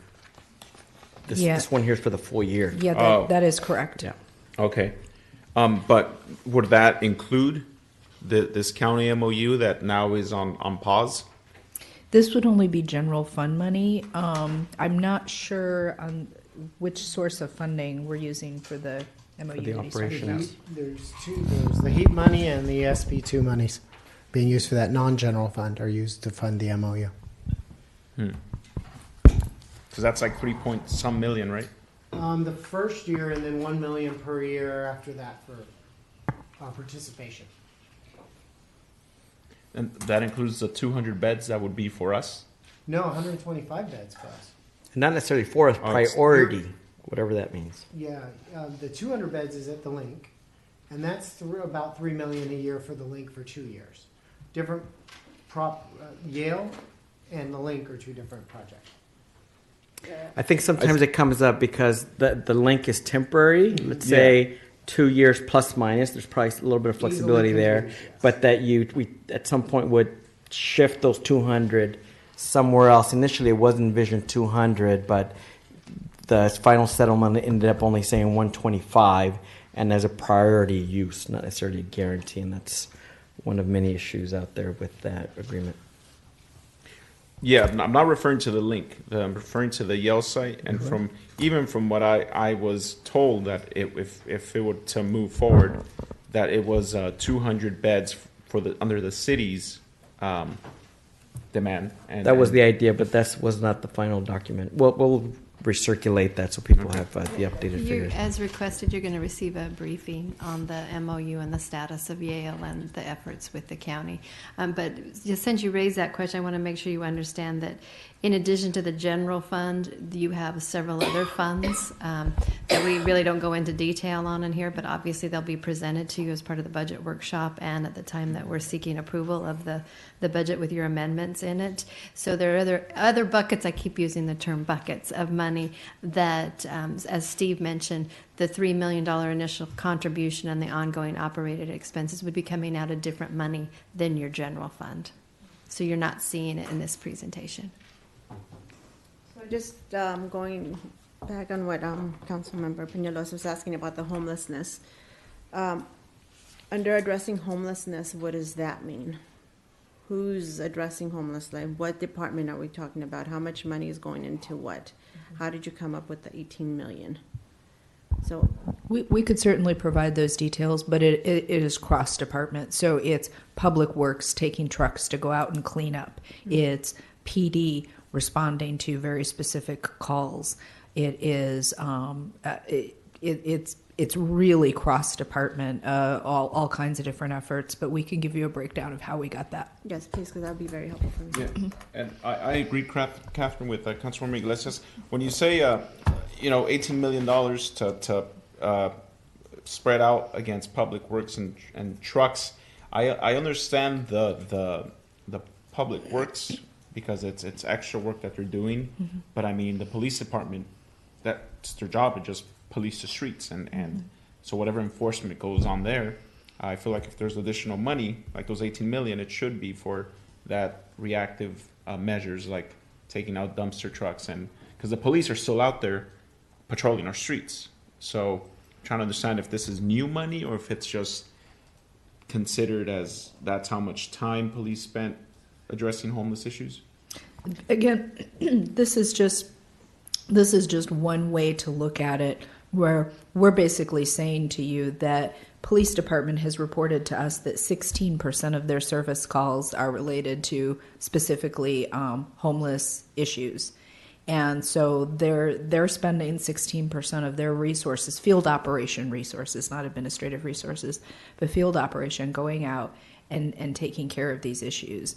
And so if you want to have a good idea of what the city is spending on homelessness issues, such as even responding to calls, that's the number.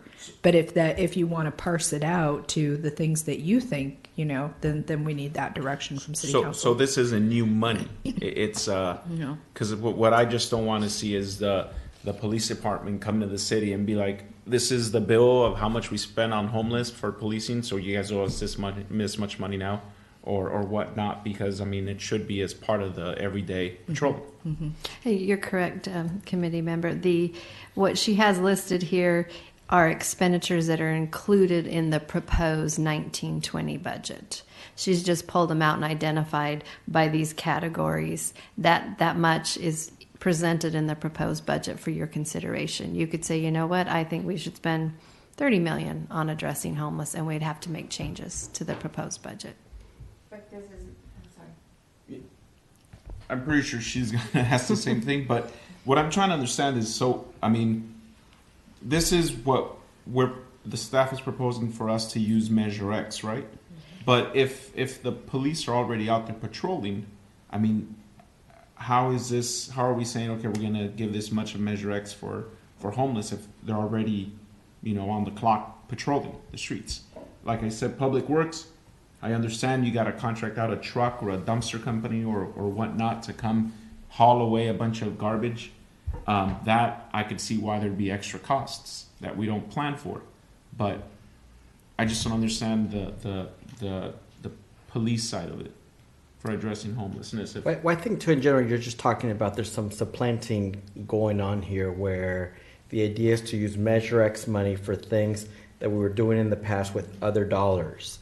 I think the council knew that with that money that would occur by necessity and by purpose, because the city then, in looking towards the future, had a structural deficit, which means generally spending more money for staffing than coming in. And so new revenue measures needed to be created of that size or larger to make up for that. So by its very nature, the idea was that you needed a new revenue source to cover the structural deficit. And if the revenue amount ended up being larger than that, well, then the idea then is to do new things. Obviously, it should be with Measure X ideas in mind. And so I think that's going to be the wrestling of how much of this is for stuff that kind of we've been paying for already versus new things. Also, new things could be more code enforcement hours or people, or it could be a brand new program. So that's the other thing to keep in mind. I think staff's going to have their suggestions on how to spend it. The way I'm thinking about Measure X is that for really this fiscal year that's almost finishing, and next fiscal year, we should kind of give it our best shot. But that next year, with our new city manager, new council, we should do some strategic planning to figure out for years, 2 through 20, a general game plan for that. But right now, we're essentially just, seat of our pants, what the current needs are, how we might best spend it. So we have some leeway, but we got to be careful because some of these things, if you start it, you want to continue it ideally, because it's not fun cutting things, especially if people like them. As well as for next year, just because 60 million come in, if we could spend it wisely, fine. But if we can only identify $50 million of using it wisely, fine, or use the rest of it for paying down debt. I actually would prefer to use a lot of one-time money to pay down pension debt, infrastructure. We haven't talked a lot about that. And then I really want to see, and I've talked about, we need to grow the contract with Allied Services to cover more of our facilities, including our parks, Centennial, Santiago Creek, maybe the railroads, if we can get them to fully reimburse us. But we need something that we could ramp up quick and in a big way, as in the millions of dollars, because I think that's the kind of effort needed by the community. And then our quality of life team right now, the staffing is Monday through Thursday from about 10 a.m. to 2 p.m. or 4 p.m. I think. But homeless, they're out there all days, and complaints are out there all days, and some of the weirder things occur at night. So to not have, our homeless team out there seeing all this stuff, doesn't help us address it. And so we need to figure out some 24/7 or longer hours for that. And that can also be nonprofits helping us for some of the public safety elements, maybe also, Allied Services. But, we really got to staff up for all these needs. I mean, every day I'm getting more and more complaints, and they're harsher and harsher criticisms. And now we're also in the point we started collecting their money starting, April 1st.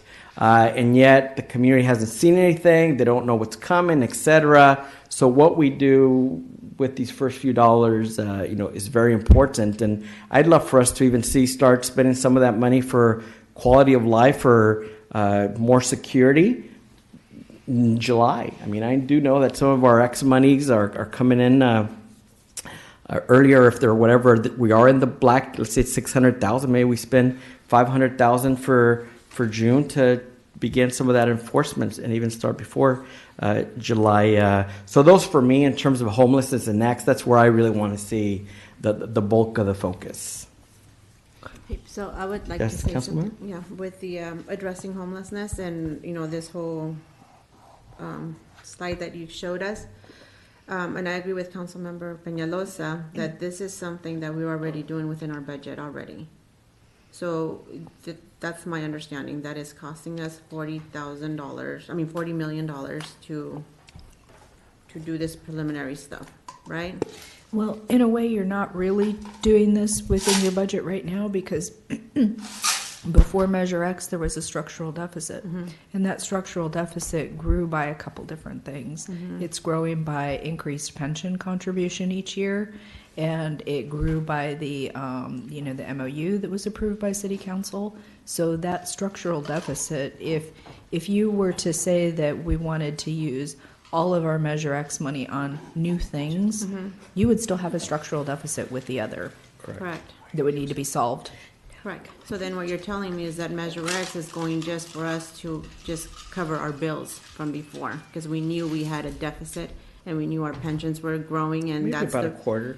that's the reason why, Measure X was so important for those parties that supported it, because they knew that, they were going to be suffering from if we weren't able to meet our bills, then something was going to happen. We're going to have to start doing layoffs or start doing something, and then our quality of life and our services were going to decrease because we wouldn't have these staff with us. So, but for me, is Measure X money should not be used for something that we already had. So I kind of, going with what Councilmember Peñalosa was saying, it's, they're supposed to be out there already patrolling. They're supposed to be out there, doing something. And our community is, every time we call for something that is a homeless person in either our businesses, police says they really can't go out there because that's a private business. So it's the private businesses are supposed to provide their own security or whatever it is. But for us, it's like, and then we're trying to bring in money for our businesses, and then in a way, we're not giving them the service either, so that makes no sense. So we need to find a way to make sure that when either our businesses call or when our residents call, you know, for homeless stuff, that they need to respond because they're already out there. And why is it that we're not getting, I guess, the return on our investment in the police force? And that brings me to another point, and I think I sent you an email about the 602 form. Yes. Yes, and I believe that form, what it does, it kind of gives a no trespassing to the businesses. So I believe what you're saying, and for everyone else in the room, is in order for police to enforce no trespassing on private property, the only person that can do that is actually the owner of the property. So it's common in other cities that an owner that has frequent trespassers will put a letter on file with the local police department saying, I authorize you to enforce no trespassing on my property. I haven't heard it referred to as a Form 602, but that doesn't mean that that's not what it's called. But I'm very much aware of the letters on file. And that's what the railroad company is wanting us to do, which is taking over enforcement for an extremely large swath of land when they are an agency that has their own law enforcement. Yeah. So, but for the businesses that we have, I think if I'm not mistaken, is I think the amount of time that we're giving for that no trespassing, and that it's on file with the police department, is only 30 days. So we have to look at it to make sure that, you know, I think in Anaheim they have it for a year.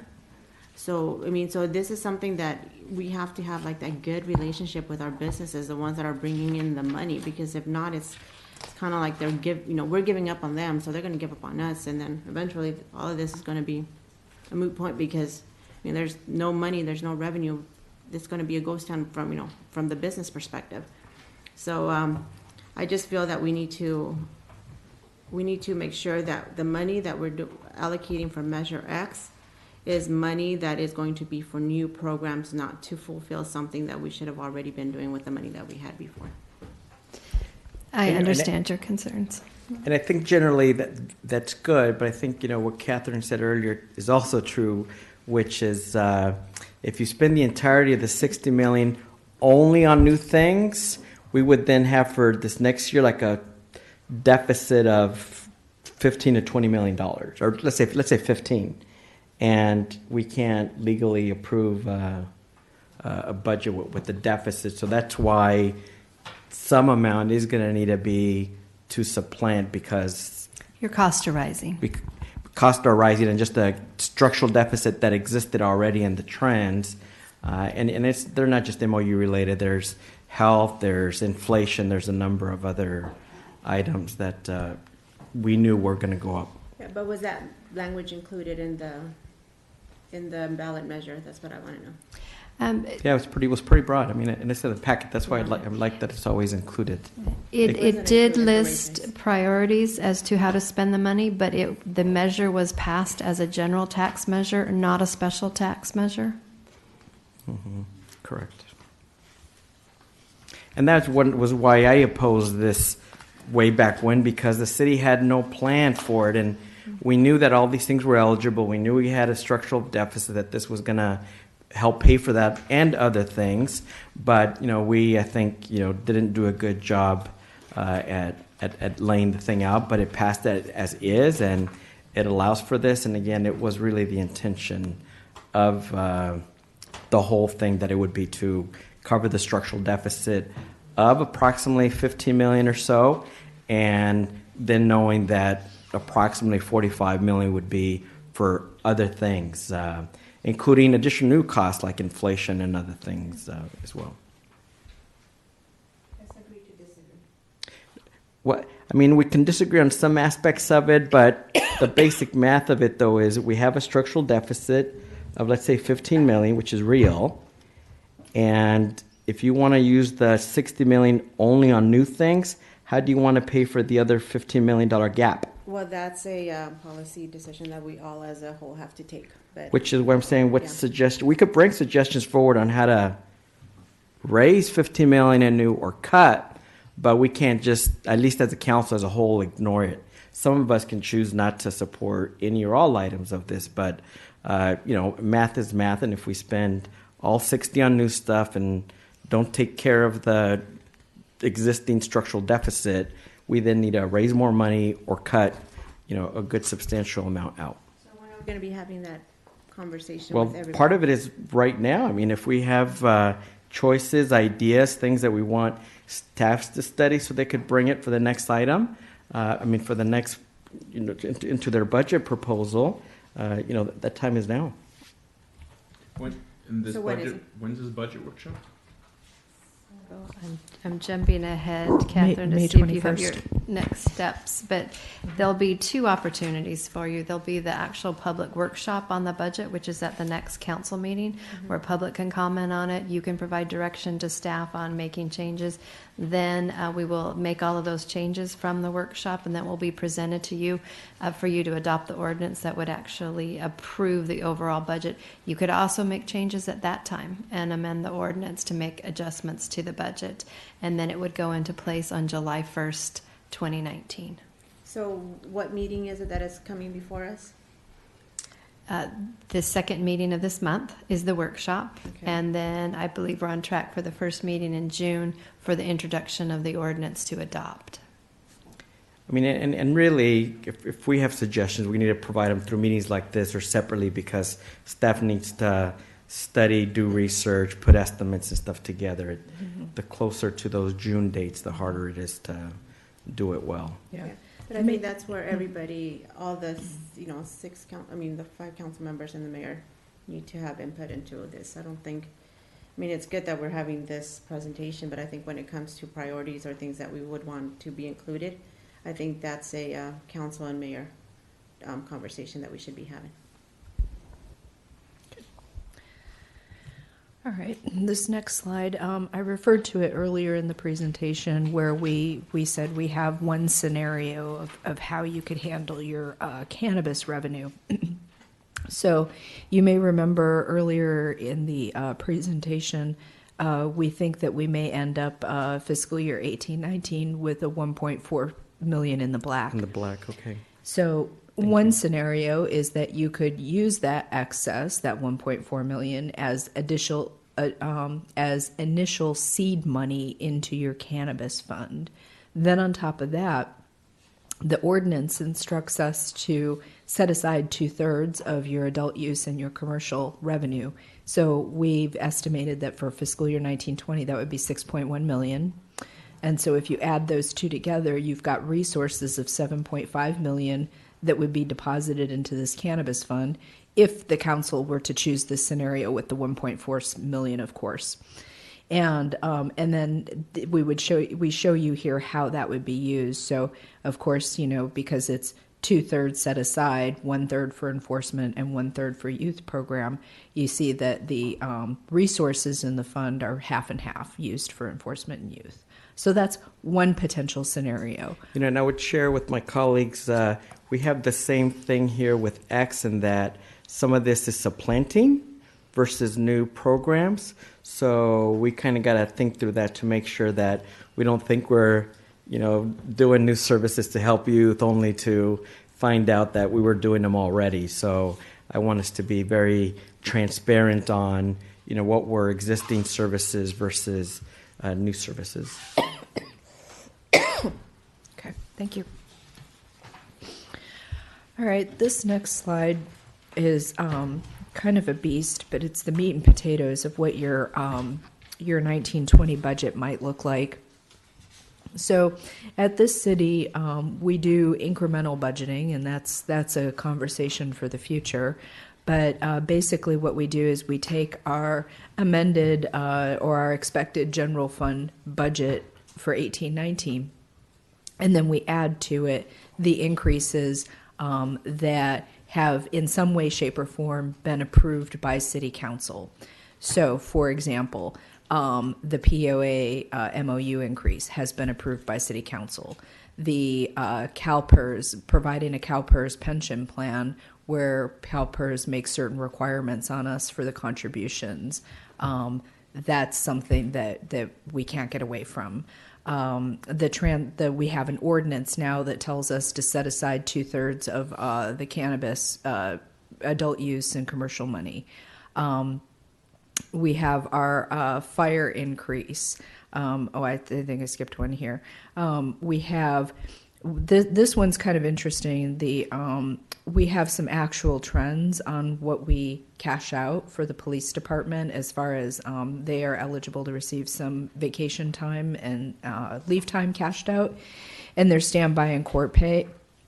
We currently are running about $3.4 million over budget on that. And but per their MOU, they're entitled to this pay. And then we have our fire increase of 4.5%.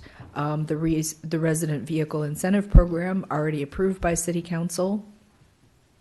Updated internal service funds cross charges. This is something that we needed to correct. We had in our cross charges between funds. We had some very, very dated numbers that were being used without a whole lot of good, solid logic behind them. And so we wanted to get that cleaned up going forward, which impacts. If you took a look at the fund list that I attached to the December 18th staff report for the annual financial statements, the audited financial statements, you might remember that I provided the entire list of all the funds along with balances, expected balances, their legal uses, and I also mentioned where some of the funds had operating deficits, like our internal service funds. So this is part of curing some of those. The big one is like general liability claims. We pay out a lot of claims, and that fund is not sustaining workers' comp claims. Same issue. So that's just correcting some things that needed to be taken care of. And then, of course, the City Council's already authorized us to move forward with the special election for Ward 4. Council-approved contract for the ambulance services has a increase baked into it. The streetlights debt obligation approved by council. The animal care agreement, same kind of thing. There's an increase baked into that agreement. We have a 5-year commitment for debt on the 800 megahertz project. So that's year 1 of 5, that $620,000. And then, of course, there was a city council commitment, not necessarily a hard approval, but a city council commitment to move forward with phase 2 of the general plan update, which, of course, is required by state law. And then we have an increase baked into the crossing guard agreement. And then we also have some contractual increases, minor amounts in the police department, some contracts that they use that have increases baked into those agreements. So if we start with our baseline budget, or our 18-19 budget, and add in all of these items that we feel we've already received direction on because of council approval, then we have a total, what I'll call baseline budget of $298 million. That's kind of like our starting point. And after that $298 million, we've received supplemental budget requests from the departments totaling $43 million, $31.5 million being recurring items, and then $11.5 million being one-time requests. And then this next one here, I would anticipate a question on it. So as part of trying to balance the 18-19 budget, the 5-year strategic plan came with $2.5 million annually of projects and services. And to try to balance the 18-19 budget, only $1.7 million was approved to transfer over into that fund to pay for the 2.5 million because there was some prior year savings. And so if we want to take that funding level, and this is entirely up to the council, but if you wanted to take that funding level back up to its 2.5 million for the next fiscal year, then we would need to increase that transfer by 700,000 to go from the 1.8 to the 2.5. And then, of course, we expect that the city council would like to think about approving some money for the 150th anniversary. So if you add in all of those additional requests, which we know that they will not all get approved, of course, you would be at a potential general fund budget of 342 million with expected revenue of 316 million.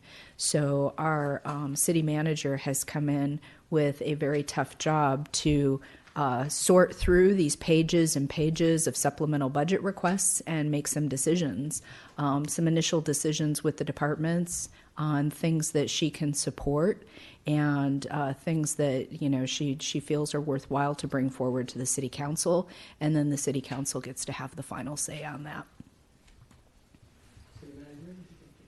So just to elaborate on that process, we've started conducting what I refer to as the internal budget hearings. So that's when the department comes in and the finance and budget is on one side of the table, the department on the other side of the table, and the department goes through their supplemental requests describing in detail as to why they believe that they need the additional funding for this. But as Catherine pointed out to you, there's far more in supplemental requests than we can support. We only really have about $13 million to make recommendations to you on how to supplement the budget. As she laid out for you, the 298 is pretty much what we're obligated to spend for 1920, and we only have the difference between the 298 and the 316. So I will do my best at finishing up those hearings and have for you at the workshop what we're recommending as supplemental. Obviously, that's subject to your amendments, revisions. You can throw it out and start all over, but we will have all of those hearings completed before the budget workshop. Yeah, for this one, Catherine, I didn't see anything about parks, anything about our neighborhood improvements. Those are in the supplemental requests, that 31 million line item and the 11 million line item. The reason that we haven't provided the detail is because the city manager has not yet met with some of the departments to walk through those. And, you know, there are things that, you know, when departments bring forward their initial budget requests, sometimes they're very, very optimistic, unrealistic. And that's, you know, part of, you know, the city manager with, you know, a little bit of, with some help from finance and the budget office is to sort through those and determine which ones are realistic.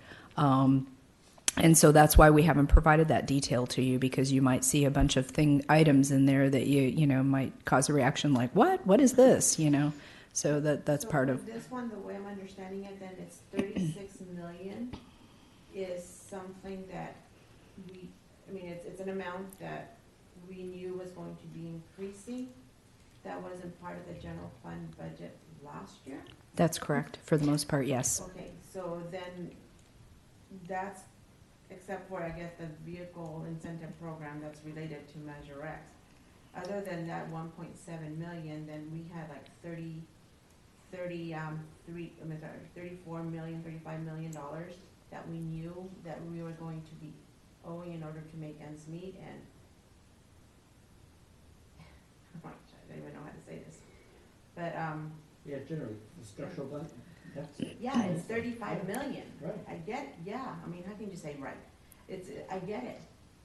This is wrong. So if it wasn't for the Measure X money, then right here we would be doing cuts of 35 million. Why wasn't this given to us before? I mean, I knew that it was there, and those are the questions I was asking. Why wasn't that you, Catherine? These are the things that you should have told us. Mhm.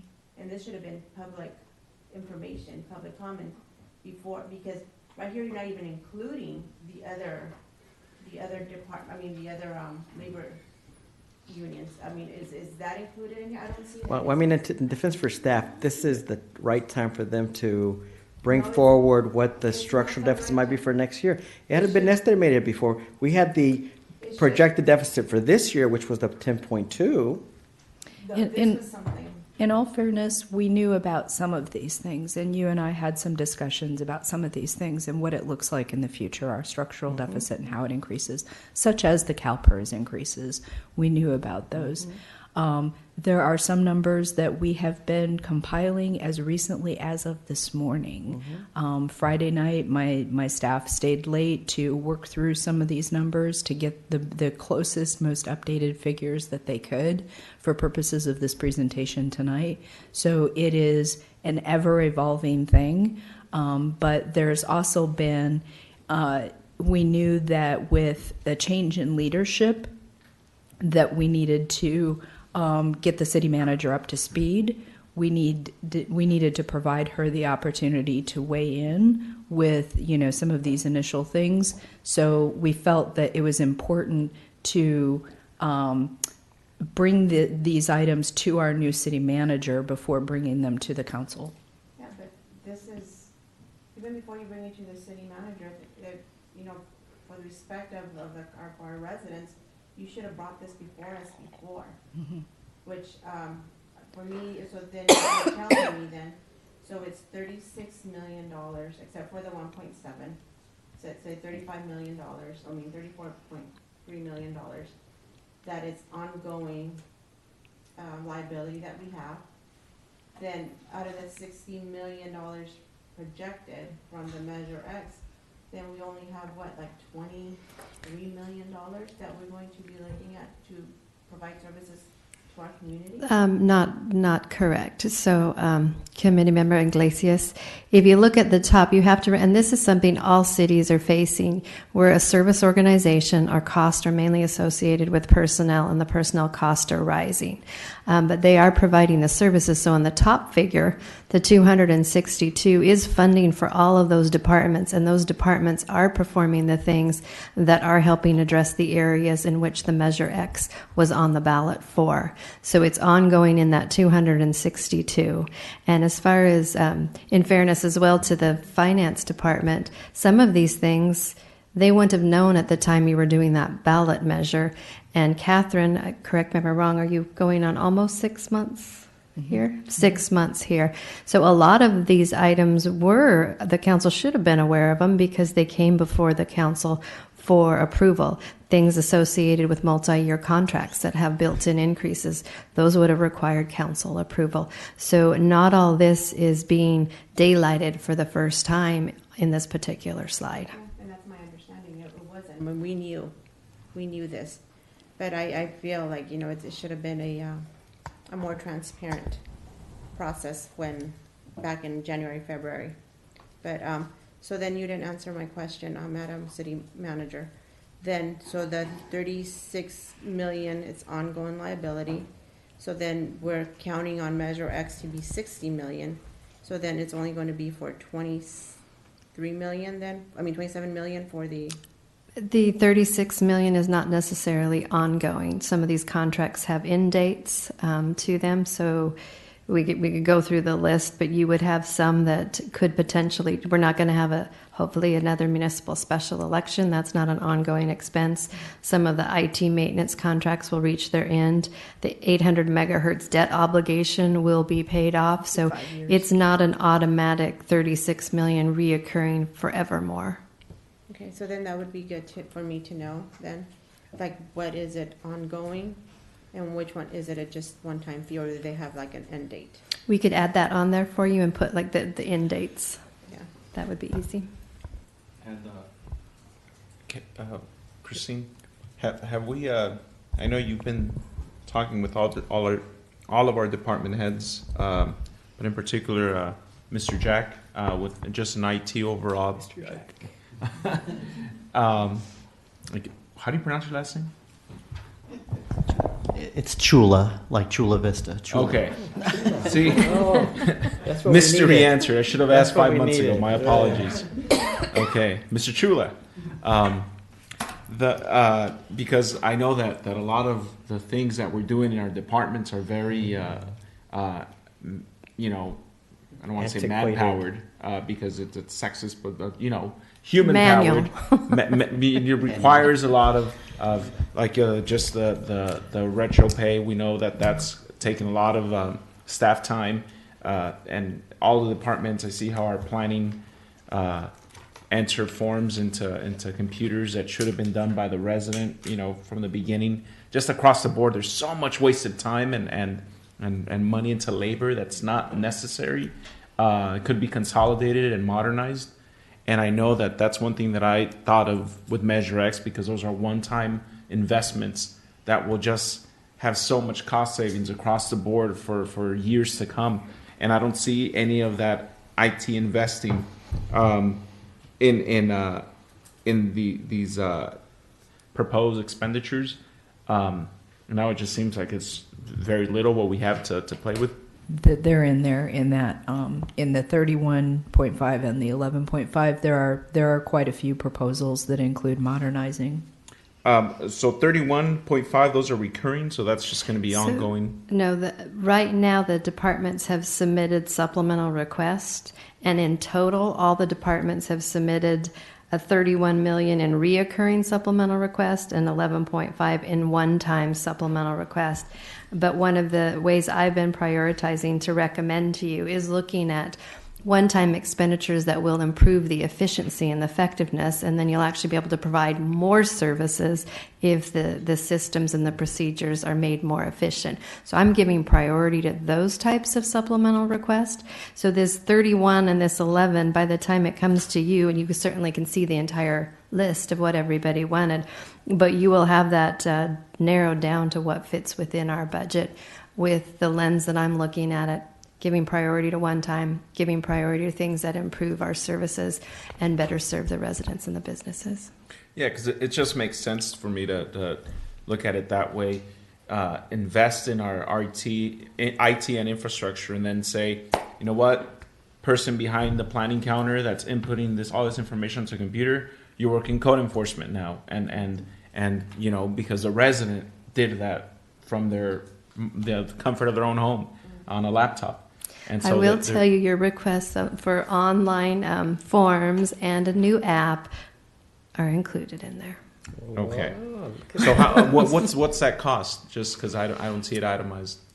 There's quite a few items. Yeah, so what I I'm working on an RFCA that's going to be coming to you shortly. That's about $470,000. That's going to be to upgrade or add onto or keep going the maintenance on our document management system, which also contains e-forms components so that we can start creating more e-forms that we put out on the website, just like the public records request e-form that's out there right now, which will allow people from home to hopefully do business with the city without having to come in with the forms into City Hall.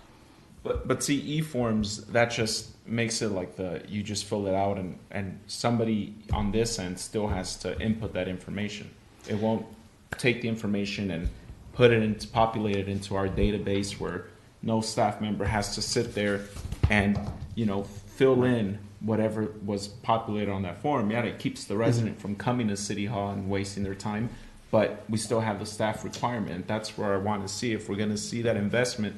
That's just because I know when I met with you, Mr. Chula, you threw out some crazy numbers that were $4, $5, $6 million investment, which to me makes more sense. Yeah. Because it would require a lot of background, a structure to Right. maintain this information.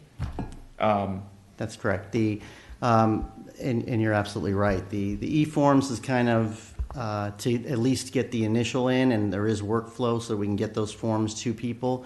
And that'll work for some of the forms we don't have back-end systems that they go into. Things like permits, there is a back-end system where we don't have the ability to put forms in, and we are trying to come up with funding for a new permitting land management type system, but that is quite a bit more expensive, and we are exploring ways to try to find funding for that. But you're right, not every type of system could be handled with a form. So it really depends on what the purpose of that form is and where the information from that form needs to go to. Right, and I think that's something important too, the back end just infrastructure that we would need. I know we mentioned the city of Orange and San Diego, their websites, you could do a lot from, and it's not a form that you fill out, it's not a PDF is what, I know that's what, it's an actual database, it populates into their database and there's no staff needed to do that. And that's something that I'd like to see done in the next, 10 years before this sunset, because that will save everybody time, money, and resources here at the city and at the resident level.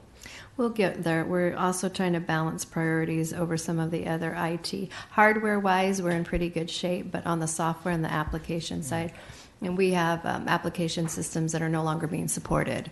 So we have to do something about those. We have handheld data devices that we transmit moving violations to the courts, and they're no longer going to support the form that we're using. So we have to mix those into it. But Right. the e-forms is a start in the direction that you want us headed towards. It is. Yeah, but it's just, it's the idea is to limit the amount of hours that we require in staff and overtime and all of the above. Even with our app that I know is coming, I was promised that it would come sometime in March, in January, and we're May now, and I still haven't seen it up and running.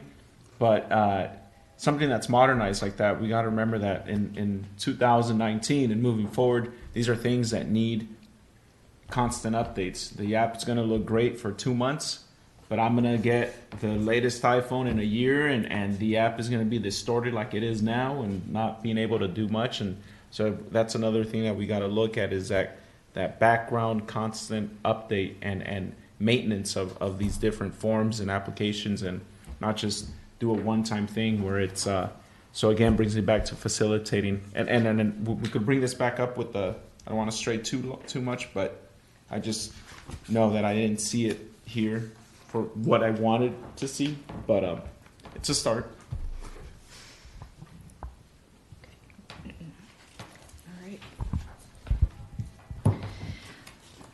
This is our last real slide of the presentation. This is just a preliminary look at our capital improvement plan.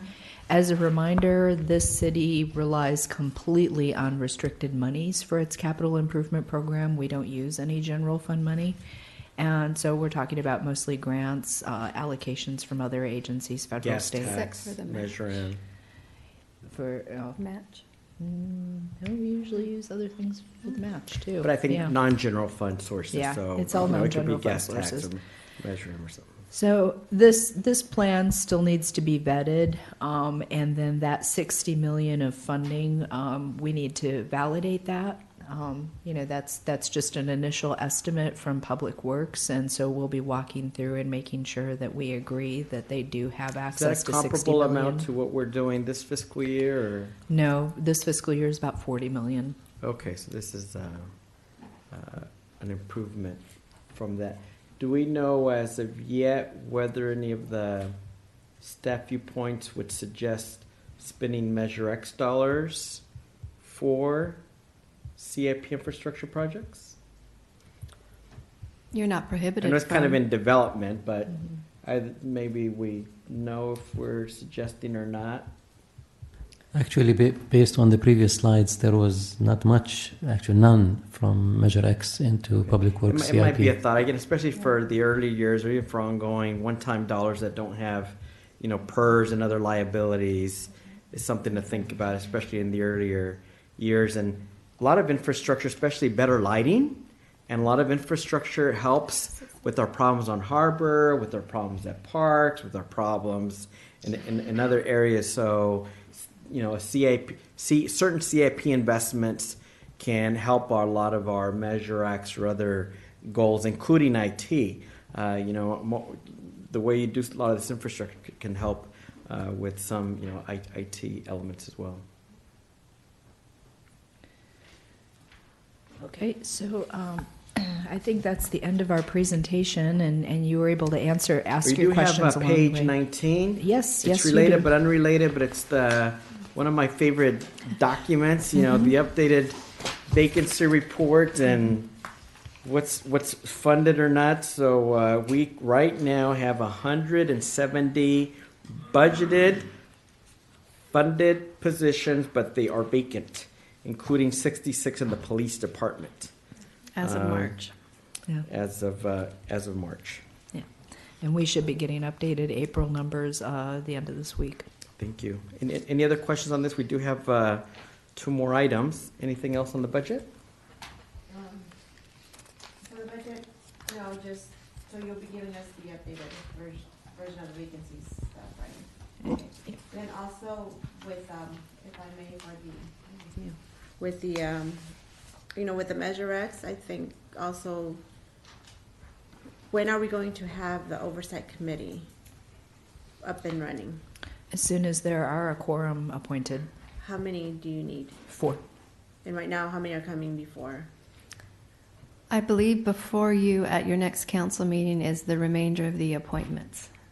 It's the This is the first of the appointments. Okay. The first batch. It's an opportunity for us to, we'll try to do it. I know I've done some vetting Okay. and we'll be forwarding my name as well. Same here, so that's why I wanted to know. So then once you get the quorum, then how fast is it for the Measure X Oversight Committee to start their meetings? As soon as we could schedule them.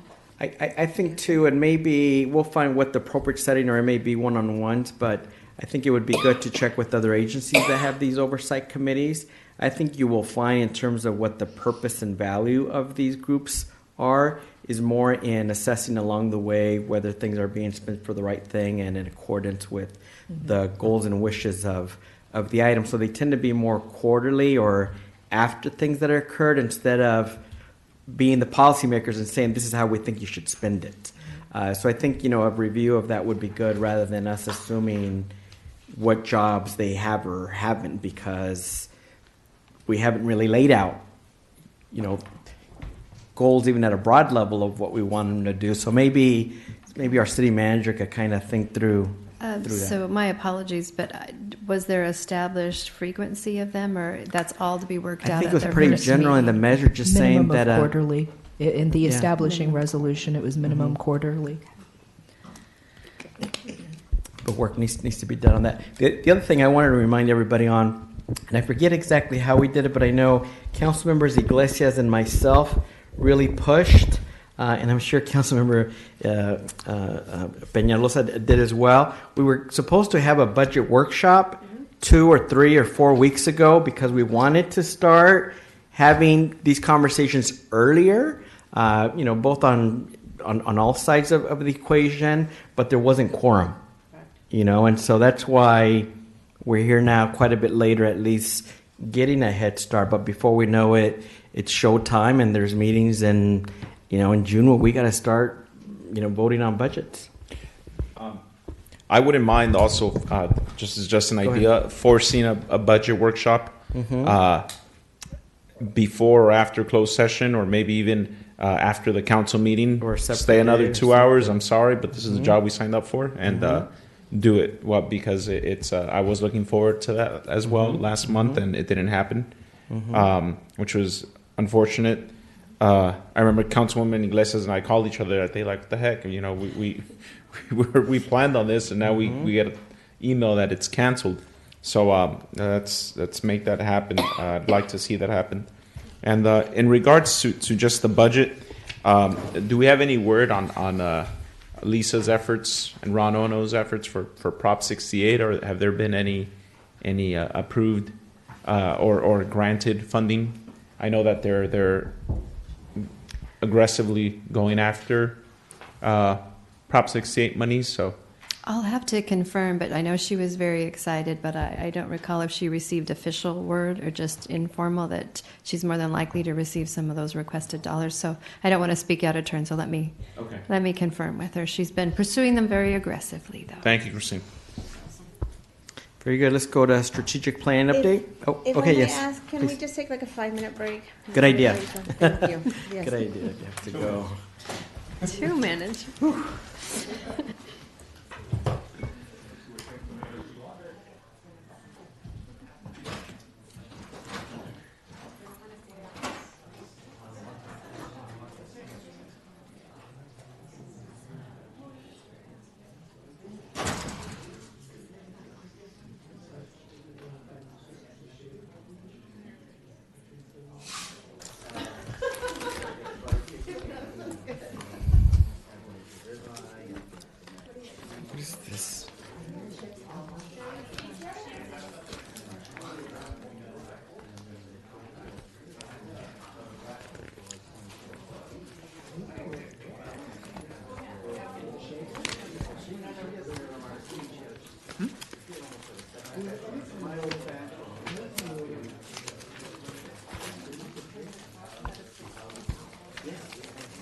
take it we need some training in stapling?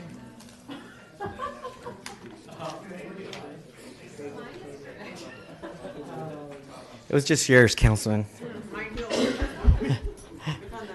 Yeah, just the councilman's one.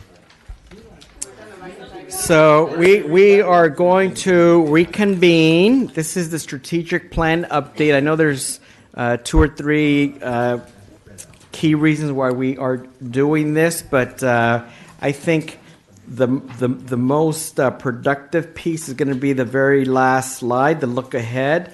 On the goal by goal, I wouldn't spend too much time on the sub bullets, but I think the headline of each section focus on that, but not. Okay, I will move very quickly Yes. through it in the interest of time. But first, I do want to thank Daisy from the City Manager's Office. She prepared this presentation. So we'll get started. I know you guys are familiar with the Sunshine Ordinance. It was adopted in 2012. It did require the strategic plan. It required a lot of public meetings, and it was adopted at the beginning of 14-15, and it had a 5-year shelf life. So as of June of 2019, it's time to do another strategic plan. The framework of it, you identified through all of the sessions, 7 goals, 33 objectives, and 147 strategies. I'm not going to read the actual goals, but goal 1 was community safety. Goal 2 is youth education and recreation. And at your leisure, you can go back and look at the slides. What the bullets indicate are things that were done towards furthering that goal during the current fiscal year. Goal 3, economic development. Goal 4, city financial stability. 5, community health, livability, engagement, and stability. And community facilities and infrastructures. And then the last one deals more with the effectiveness of your government, and that is your Team Santa Ana goal. To date, the city has accomplished 79% of the strategies have been accomplished or are currently in process of being accomplished. And why we have this before you today is part of the Sunshine Ordinance. It requires that public workshop be held if you're going to update your strategic plan. And with it expiring in June of this fiscal year, it is time to go through that exercise. What I am recommending, and hopefully the council policymakers, you will agree with me, is we don't have one council seat filled. We are almost to the end of June, so instead of trying to cram something together within the next month to go through the full public processing of really engaging the public, maybe doing a retreat with the council members to plot our next strategic plan, what I am going to be recommending is let's do just an update to the current strategic plan to bridge us a year so that we can plan all of the necessary activities to do thoughtful strategic planning. By bridging it, we still, in compliance with the Sunshine Ordinance, we would still need to do a public workshop, in my opinion, and we can accommodate that at your next council meeting as part of the public workshop on the budget. And another reason why I do support that approach as well is the previous years we've been resource constrained and staff and logistically constrained that we kind of really haven't completed the mission just because I think we were short on both, so we need a year to do good by the initial 5-year commitment. Councilmember Peñalosa? I just remembered something that I had planned to ask about for possible consideration for the entire council. This isn't on. I'm not sure. I know that the 2020 census is coming up, and we have a committee, and we talked a lot about a lot of great ideas, community outreach, social media, visiting schools and whatnot. But I mean, all these things cost money. I don't know if we've allocated any money for 2020 census community outreach, but that would be something that I'd like to see. I just don't know if there's any money in it already kind of flagged for that. Catherine, Christine. Not sure if there is, but maybe, you know, because I know we will need money for community engagement. It's coming up quick, and it's something that's very important. That equals a lot more money to our city. So we want to have an accurate count, and I know Santa Ana has a very low reporting. I think it was 73%, the number, not mistaken. It was like 71%. 71% response compared to like 90 some in all the other cities in the county. So if we could look into that and have some possible ideas. Certainly, and like you mentioned, I mean, it's a worthy investment because it brings us future dollars, Yeah. the more accurate it is. Okay. Good suggestion. For this, Councilwoman? so if I'm understanding correctly, what you're trying to propose is for us just to extend it one more year. So then next year we'll have a full-on 5-year strategic plan for the following 5 years? Exactly. Okay, and then, but then within the year, we're gonna schedule, the planned meetings, you said, with the community? And we're gonna schedule, We would need to do all of that in advance of July 1st, we're 18, 19, 90, 2020. 2020. Okay. Correct. Because we weren't able to do it this past year. No, and I think to do it wisely, we're out of time before its expiration, and there are still a lot to accomplish from the initial 5 years. So we could certainly carry those overs, and that is what I would want to talk to you about in the public workshop. Would be these are the remaining items. Is this still a council priority, or do you want to modify them? And then that would give us our bridge plan for a strategic plan covering 1920, and then we'll go through the right steps during the next fiscal year to implement something for the following fiscal year. How many meetings do you have in order for the strategic plan to meet, I guess, the requirements of setting the strategic plan? So in the actual sunshine ordinance, it talks about, it doesn't give an actual quantity. It just says that prior to submitting the strategic plan, the city manager will conduct a public meeting to review the plan with the public and receive input from the public regarding the plan. So how many meetings did we have for setting the one that's currently in place? For the current strategic plan, we had 9 public meetings or outreach sessions. We had over 2,100 participants at those. And were these meetings out in like different neighborhood associations, or was it just here at City Hall? Where were they? I believe they were done at different community meetings, such as the neighborhood associations and at City Hall. Okay. So then what's going to be your plan then for us? I think 9, do you do like, do you combine the neighborhood? Because we have what, like 60 neighborhood associations? So I mean, how did you come up with 9? 9 meetings was just what was held during the last strategic plan session. Just an example of a recent effort that was done. They just did the general plan land use outreach. They held 5 community meetings, and they had about 600 participants that attended those. And then they had a survey which had 650 or so respondents. And that was just internal staff driven. So last time they did the strategic plan, they had a consultant, and it was about a $200,000 process and actually putting everything together to do all the outreach and package all of this. I don't know if you want to talk about in terms of implementation for this bridge year. For the bridge year, with the one public workshop, and if we carry over and we tweak it a little bit, I don't need any money for consultants to get that plan in place. Depending on how complex the council wants to do your next strategic plan, we may need some consultative services to do that. I know strategic plans vary greatly among city from city. Some cities, it's as simple as overarching goals set by the council, and then the individual operating departments come up with their initiatives that are going to reach those goals and update it every single year.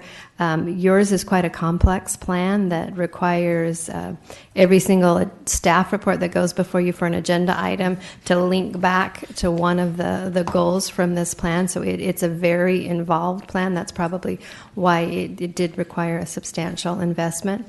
But I would be looking for direction from you guys on exactly, did you like the way this 5-year one was done? Do you want to keep it the same complexity level? Do you want to see something that's a little easier? Because I will tell you that the staff time spent on just tracking this stuff to report is a lot. What do you mean a lot? I mean, Tracking all of the initiatives and tying every single council report back to one of the items. You could maybe speak to the reporting requirements in place for this strategic plan. So I'm holding in front of me the monthly report for the month of April. It's about 150 pages. So you have staff from all of the departments input goals or input progress into this every month. And then I go through and I organize this data and then I put together the update for the council. So I'm not sure how long each of the departments take in terms of their individual input, but it requires effort citywide. automation. Automation. Oh my gosh. Okay.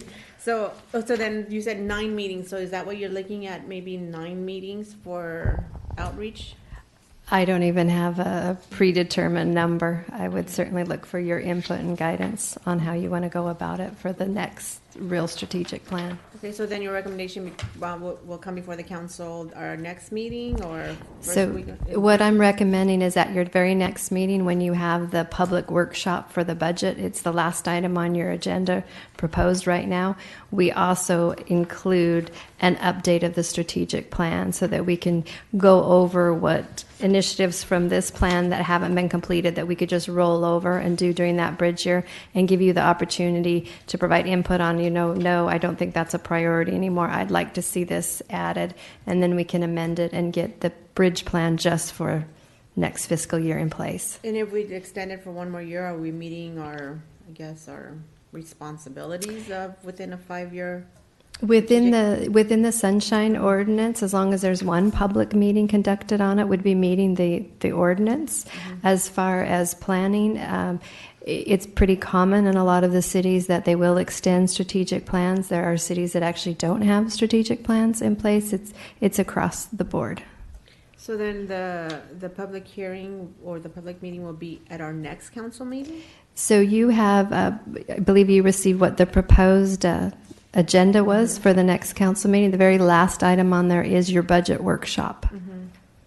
Okay, so but then if you would want like public comments or public input, then we really need to help it spread out, not just through the agenda. I mean, it's something that we should be letting the public know that this is what we're doing.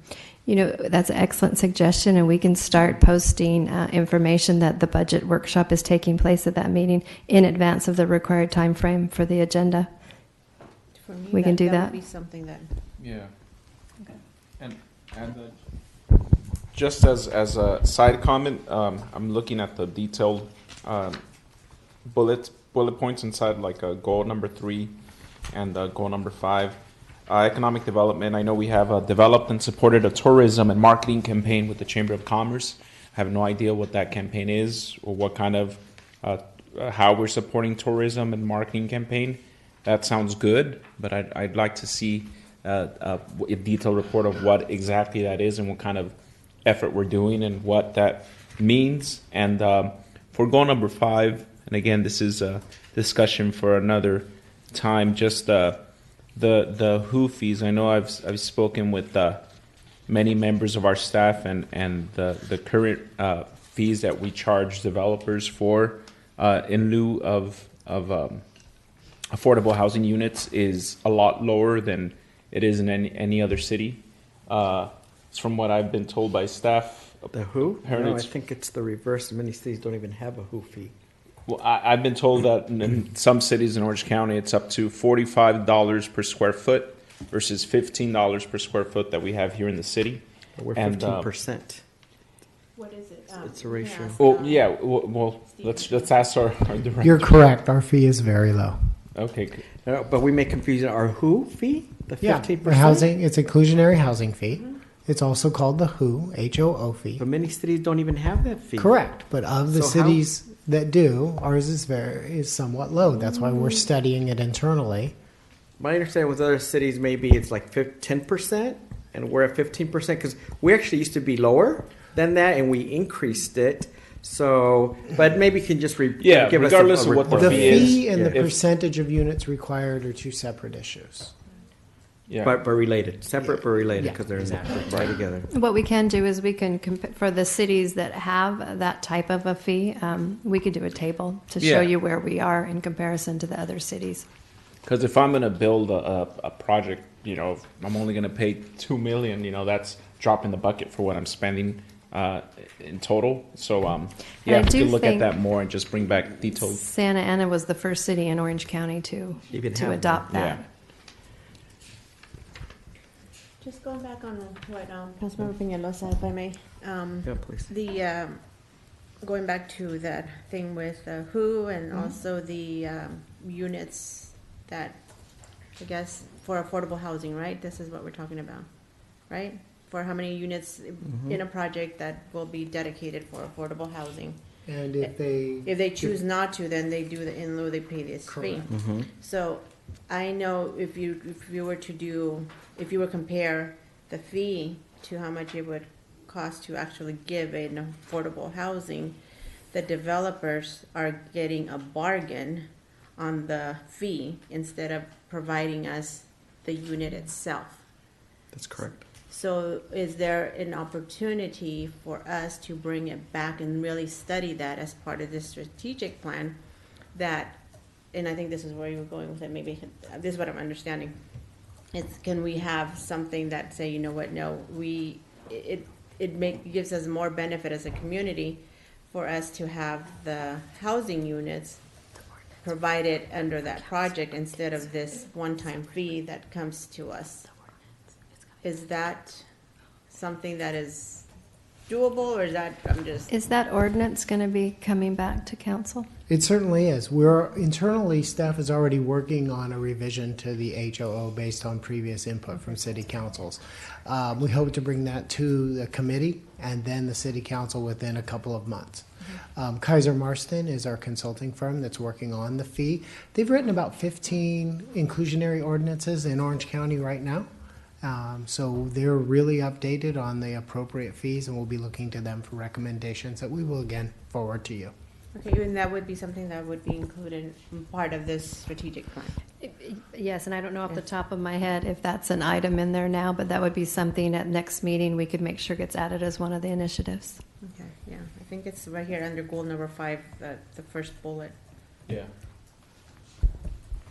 Okay. Very good. The two little just things I'll conclude here with. It might be nice just because we're all kind of new to this process, maybe like a summary report of what did we accomplish, because we have the goals. And again, we don't need long documents for all these things. You know, oftentimes, you know, the simpler the better. And then in addition to the community doing meetings on what the strategic plan should be, the council should as well. So that would be one. And really, too, something that I think a lot of good cities do as a general practice, or other governing bodies, is do an annual planning session, because everything doesn't always fall under budget or strategic plan. There's other things that are more policies or practice or updates or visioneering, and we kind of need something separate for that. And you know, maybe New and your tenure, city manager, after we get the budget and other things behind us, maybe you might want to give some thought to that. Sometimes you combine that with the retreat, or there's different ways of doing it, but that might be helpful, because we definitely don't do much. One miscellaneous thing that I remember, so I don't forget, the prep program, where we have a program where we charge apartments to inspect just to make sure it's proper, et cetera, et cetera. The fees on that, I think we're now way under what other cities are. And if we kind of lift it up or bring it up to par, it could raise $200,000, $300,000, $400,000, I believe. And, you know, a lot of our residents are paying pretty high rents actually for substandard locations, and it often isn't the best or ideal for them to report substandard conditions. So the city, through this program, we do it, and the more resources we have, the more we can do that with. And again, you know, these landlords, they're still charging rents and increasing them, and I think, you know, this is a good time actually to you know, have a more appropriate rate for that fee. Thank you. Yes? That fee right now. It's not very high. It's per unit. I don't know. What is that? $23.50 per unit. And I think other cities, they're like at 60 or 90. I think the lowest one nearby probably about $34. Yeah, see, the nearest local one is like $34, and yet we're down here. And so we're limited in how much we could do with that, as well as we never properly fund code enforcement. So they're doing a bunch of stuff in our town with limited staffing. And budget-wise, overall for me, I think more for code enforcement and youth and libraries, and I think everything else largely will fall into place after that. And homelessness services, obviously. But yeah, good question. Okay, item number 7, also known as EIFDs, because this name is so long. And this could change again, because maybe with a different governor, they may reinvent this as well and have a hybrid between this and old redevelopment agencies. You are correct. If I may, Madam City Manager? If I may? Absolutely. Thank you very much.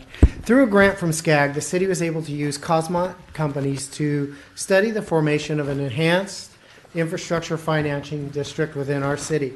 So we're getting a freebie thanks to council's participation with SCAG, and we appreciate that. Placentia is the first Orange County city to implement such a program, and Santa Ana may be the second if we can garner support from the committee and then the full city council. Last year, this committee recommended that the study move forward, and the city council, the full city council, ratified that decision on November 20th. Cosmont has now completed their study as instructed by the city council and through the funding of SCAG, and they are introducing it to Edibit tonight. With us tonight are Joe Giegas of Cosmont, Kimberly Clark from SCAG, and along with my staff, Mark Morley. And I will turn it over to Joe, who will walk you through this PowerPoint of an interesting development financing opportunity for the city of Santa Ana. Does it sound like this is on? We hear you. But I don't know if, I can give you mine. Here. Welcome. Thank you. We appreciate your time and your patience. No problem. Thank you. Happy to be the closing act.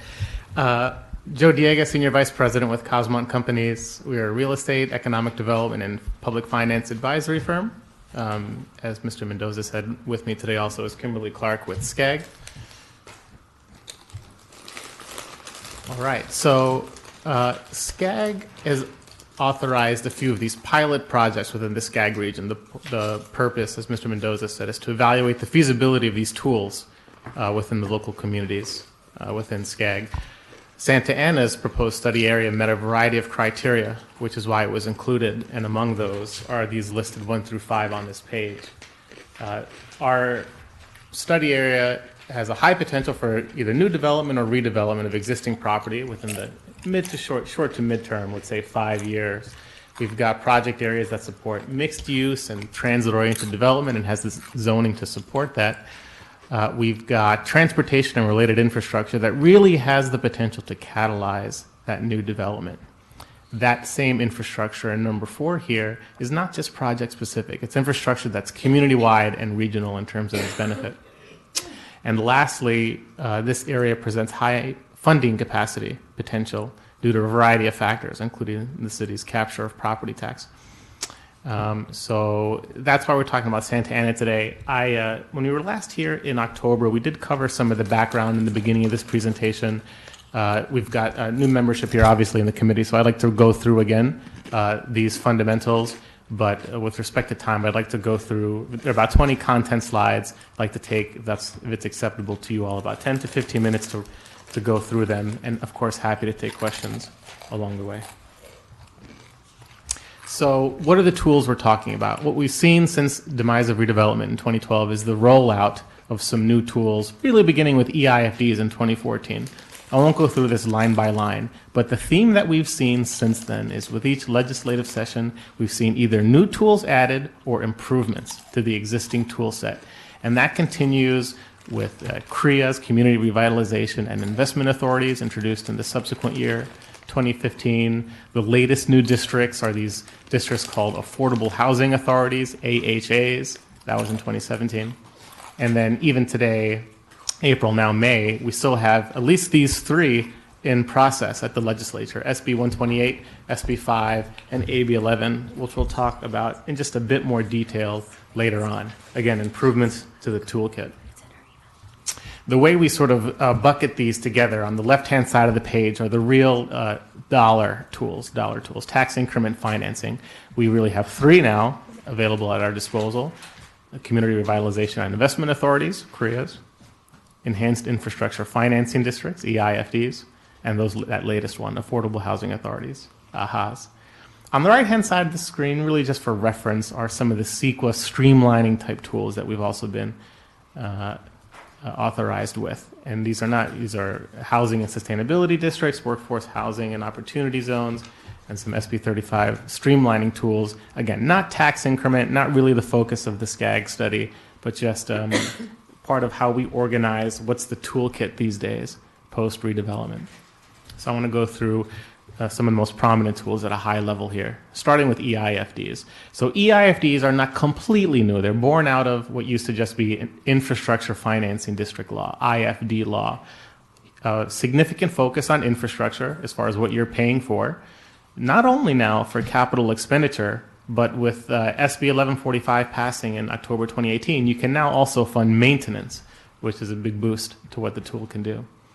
District lifespan is longer than in the old redevelopment days. You've now got 45 years of a district lifetime, and that clock starts ticking when there's authorization to issue debt. The entity that governs an EIFD is a new entity called the Public Financing Authority. The composition of that entity really depends on who's contributing dollars. If it were the city of Santa Ana alone in an EIFD, it would be comprised of a majority of city council members and at least 2 members of the public. If it were a city-county partnership, like the Placentia example that Mr. Mendoza mentioned, it would be members of the certain members of the city council, certain members of the county board of supervisors, and again, at least 2 members of the public. The activities of the EIFD are governed by a plan. It's called the Infrastructure Financing Plan, IFP for short. To form one of these districts, there's no vote of the public. So to form an EIFD, there's no vote of the public. But to issue bonds by the EIFD, there is a 55% vote required. There is one of those pieces of legislation I mentioned, 128, that's in process. It would eliminate that vote requirement, but there will likely be other strings attached. That's still being discussed at the legislature. Schools couldn't contribute their property tax increment even if they wanted to. That's a difference from old RDA. And the last point is important. What we're talking about here, it's not an increase in property taxes to a landowner.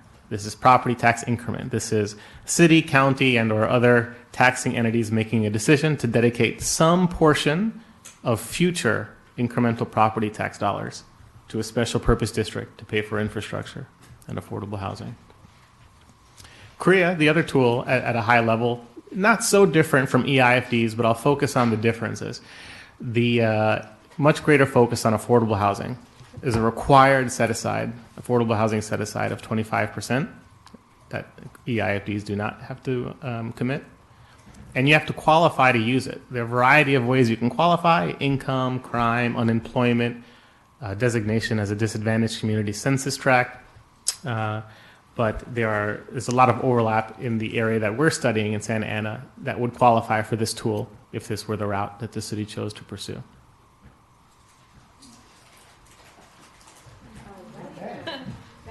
Wow. That means it's time to.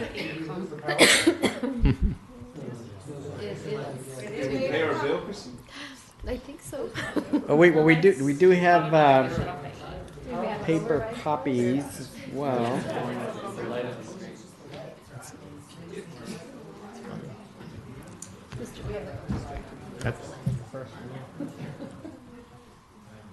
I get the hit mark. Do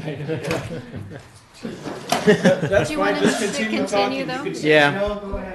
Happy to Just do it. continue. I do have one question though. On the CRIAs,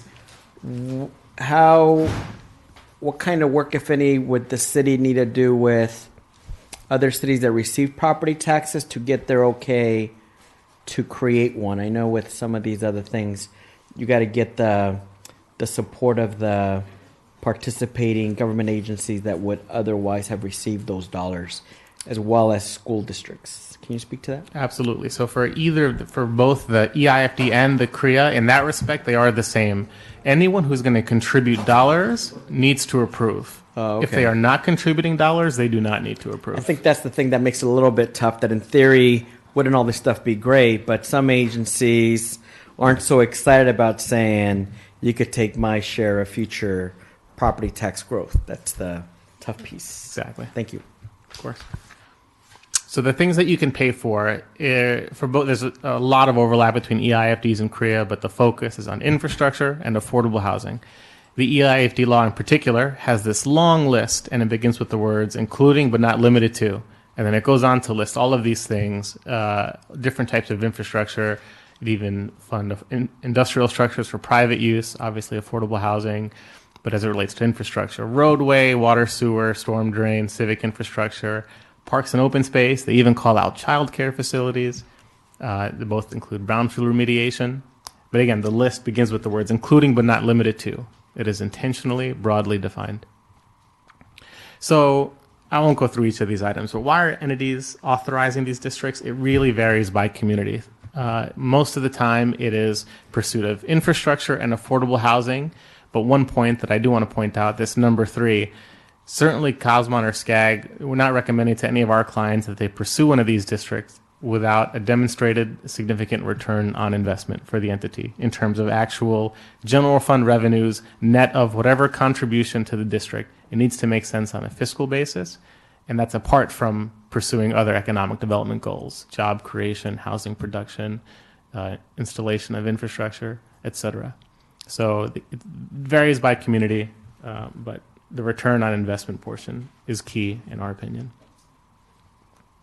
So what's been going on? It's been going on all across the state. To date, to be clear, full formation has been achieved in 3 cases: West Sacramento, San Diego, Otay Mesa, and Laverne in Los Angeles County. Those are the ones that are completely formed. The example that Mr. Mendoza mentioned in Placentia is very far along the way. Both the city of Placentia and the county of Orange have adopted what's called a resolution of intention, which is a pretty good commitment to work together and actually form the district, but it is not yet complete. That would be the first one, obviously in Orange County, and that would be the first one statewide that a city and a county have partnered. We can talk more about examples later. I want to continue and get to the Santa Ana specific content. So our study area, we first discussed this back in October of last year. This was sort of the study area that was proposed to SCAG and COSMON to evaluate. We're looking at an area over 3,500 acres, over $2 billion in existing assessed value. What we'll show you is that when we look at what's potential new value to come from new development and redevelopment of existing property, it's very significant, over $1 billion of new value that we would expect to come in the next 20 years. And that includes some of these items listed on this page and more. Civic Center, obviously surrounding neighborhoods, some areas with overlap of low-income and disadvantaged community census tracts, Sardic, Santa Ana Zoo, a former OC Register site, portions of the future OC streetcar alignment, Midtown specific plan. There's overlap here with opportunity zones, which we'll show you. So it really represents a variety of factors that blended to result in that study area. So what are some of the strategic considerations that we've been looking at? So we talked about the size of the area in terms of acreage, assessed value, new projects. We mentioned what some of those potential drivers are of assessed value, directly and indirectly. Sardic, the County Yard, some of these other projects, Wormers Elk, First American, Third and Broadway. We'll show you these mapped out in a second. But desired uses really span a variety, from mixed-use, transit-oriented, sort of mixed-use residential, some affordable workforce housing, a variety of commercial uses between retail, restaurant, office park, hospital hospitality, or hotel hospitality, but also the supporting amenities to go along with it. The infrastructure needs, this study has not focused so much on what the money is going to be spent on. That what we're trying to evaluate, what are the dollars potentially at your disposal, and perhaps that would inform the city's discussion of what you'd like to spend the money on. But just things that have come up in our discussions so far, things like station connectivity around Sardic, grade separation projects, things that we know could benefit the community substantially. Potential partners we've talked about a little bit. Obviously the city, the County of Orange would be a potential contributor of property tax. We've got some transportation organizations in OCTA, Metrolink, and Amtrak that could have stated interest in the successful implementation. And SCAG, of course. SCAG is not only funding this initial feasibility study, but has been extremely helpful in Placentia and elsewhere in the SCAG region as a coordinator of jurisdictions, not the least of which between the city and the county, which has been immense help in Placentia. The private sector also plays a role where there are major landowners or developers. They can contribute not only in terms of implementing their projects, but in some discrete cases that we've worked on, the private sector can be a source of initial seed capital as tax increment takes time to generate. Some of the projects I mentioned are just mapped out on this page. The darker blue line is the whole district study area boundary, but some of the major projects are just mapped out here in red, which we labeled on the previous page. I'll keep going. So when we translate what some of those major projects are into actual units and square footage and valuation, we end up at that number that I quoted earlier at over $1 billion of value, and that's at the bottom right. This shows what that breaks out into in terms of residential units, the different commercial square footages, and hotel rooms, and the assessed value factors that were applied to each. So you see how that 1 billion breaks out. This is just within those specific projects. There can be more, but this is what we'd call sort of the low-hanging fruit, the big projects that are going to significantly drive assessed value growth. So we've got that new value, and we sort of have to run it through a filter. You know, all those landowners where those projects are developed, they're going to pay their property tax, and it has to go through a sort of a set of filters to be available to this district in terms of property tax increment. So we look at what's the property tax breakdown, and it varies. Even within this district, there are multiple so-called tax rate areas. So here's a good sample of what the property tax split looks like in this general area. Out of every dollar of property tax, the city receives just over 19 cents, 19.1 cents in property tax. On that same table, you'll see that the county receives a lesser amount, about 6.6 cents. What's not shown on the table on the right-hand side of the page is this additional property tax revenue source, which was discussed earlier in Catherine's presentation, property tax in lieu of motor vehicle license fees. In addition to that standard, what's called the AB8 standard property tax, in addition to the 19 cents, the city receives another form of property tax called property tax and motor vehicle license fees. It also grows with assessed value growth. It translates into, for this city, about another 12 cents on the dollar of property tax. EIFD and CREA legislation was drafted to take that into account and to make it available to the district. So when you add the 19 and the 12, you end up at over 30 cents on the dollar that becomes available to the district just from the city. And then you can add, if the county were a willing participant, another 6.6 cents. So what we do is we sort of run that $1 billion plus of new development, and we take something like 2% growth of the existing value within the boundary, and we run it through the filters that I just showed you on how much each entity receives of each dollar of property tax. And we arrive at the numbers here on page 15 and 16. There's a typo here on 15 that says the funding scenario here is 100% of the city increment and 50% of the county increment. It should be 100% of both. That is what's actually shown on this page. That's not what we would recommend as a contribution scenario, that the city contribute all of its increment. Certainly not that the county contribute 100% of its increment. This page is meant to show you what is sort of a maximum capacity. What would it look like? And it's substantial. What this page shows at year 5, 10, 15, 20, and then even at year 50, near the district lifetime, what that annual revenue looks like from each contributing entity and in total, in the total annual revenue column. And then in the blue column, cumulative revenue, let's say year 5 cumulative revenue, 6.9 million. That represents the sum of year 1 plus year 2 plus year 3 plus year 4 plus year 5, showing you're at 7 million just in year 5. And if you go further down in that column, year 50, $580 million available to this district over its potential 50-year lifetime.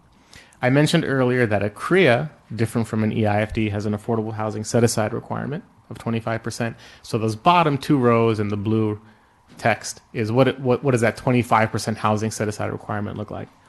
In this maximum capacity scenario, a quarter of that 580, that's your $145 million number for affordable housing set-aside. The following page is something that we consider more realistic, a 50% city increment contribution and a 50% county increment contribution. This is, by the way, very close to what Placentia has modeled with the County of Orange. Obviously, the numbers end up about half, but you see still substantial. I'll just go right to the blue column here. By year 50, 290 million. Still a very significant number. And sorry, I didn't mention it before, but the far right column in the green, that's just showing you bonding capacity at these various time frames. So at year 5, you'd potentially be able to bond for just under 14 million in net proceeds. Do dollars raised need to be spent in that specific area, or can it be spent in other areas of the city?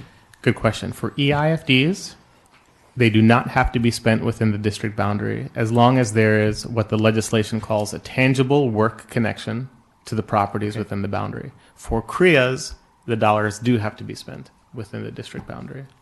And if I didn't mention it earlier, actually I know I didn't mention it earlier, CREAs must be contiguous, whereas EIFDs can be drawn in a non-contiguous fashion to capture certain projects or to exclude certain areas. Very good. Thank you. That's a good question. So aside from that property tax increment itself, that takes time to generate. We often have to look at complementary funding sources, and often sources that are available sooner. So we look at, in a lot of areas, CFDs in certain areas where maybe certain projects have the capacity to fund, a special tax apportionment.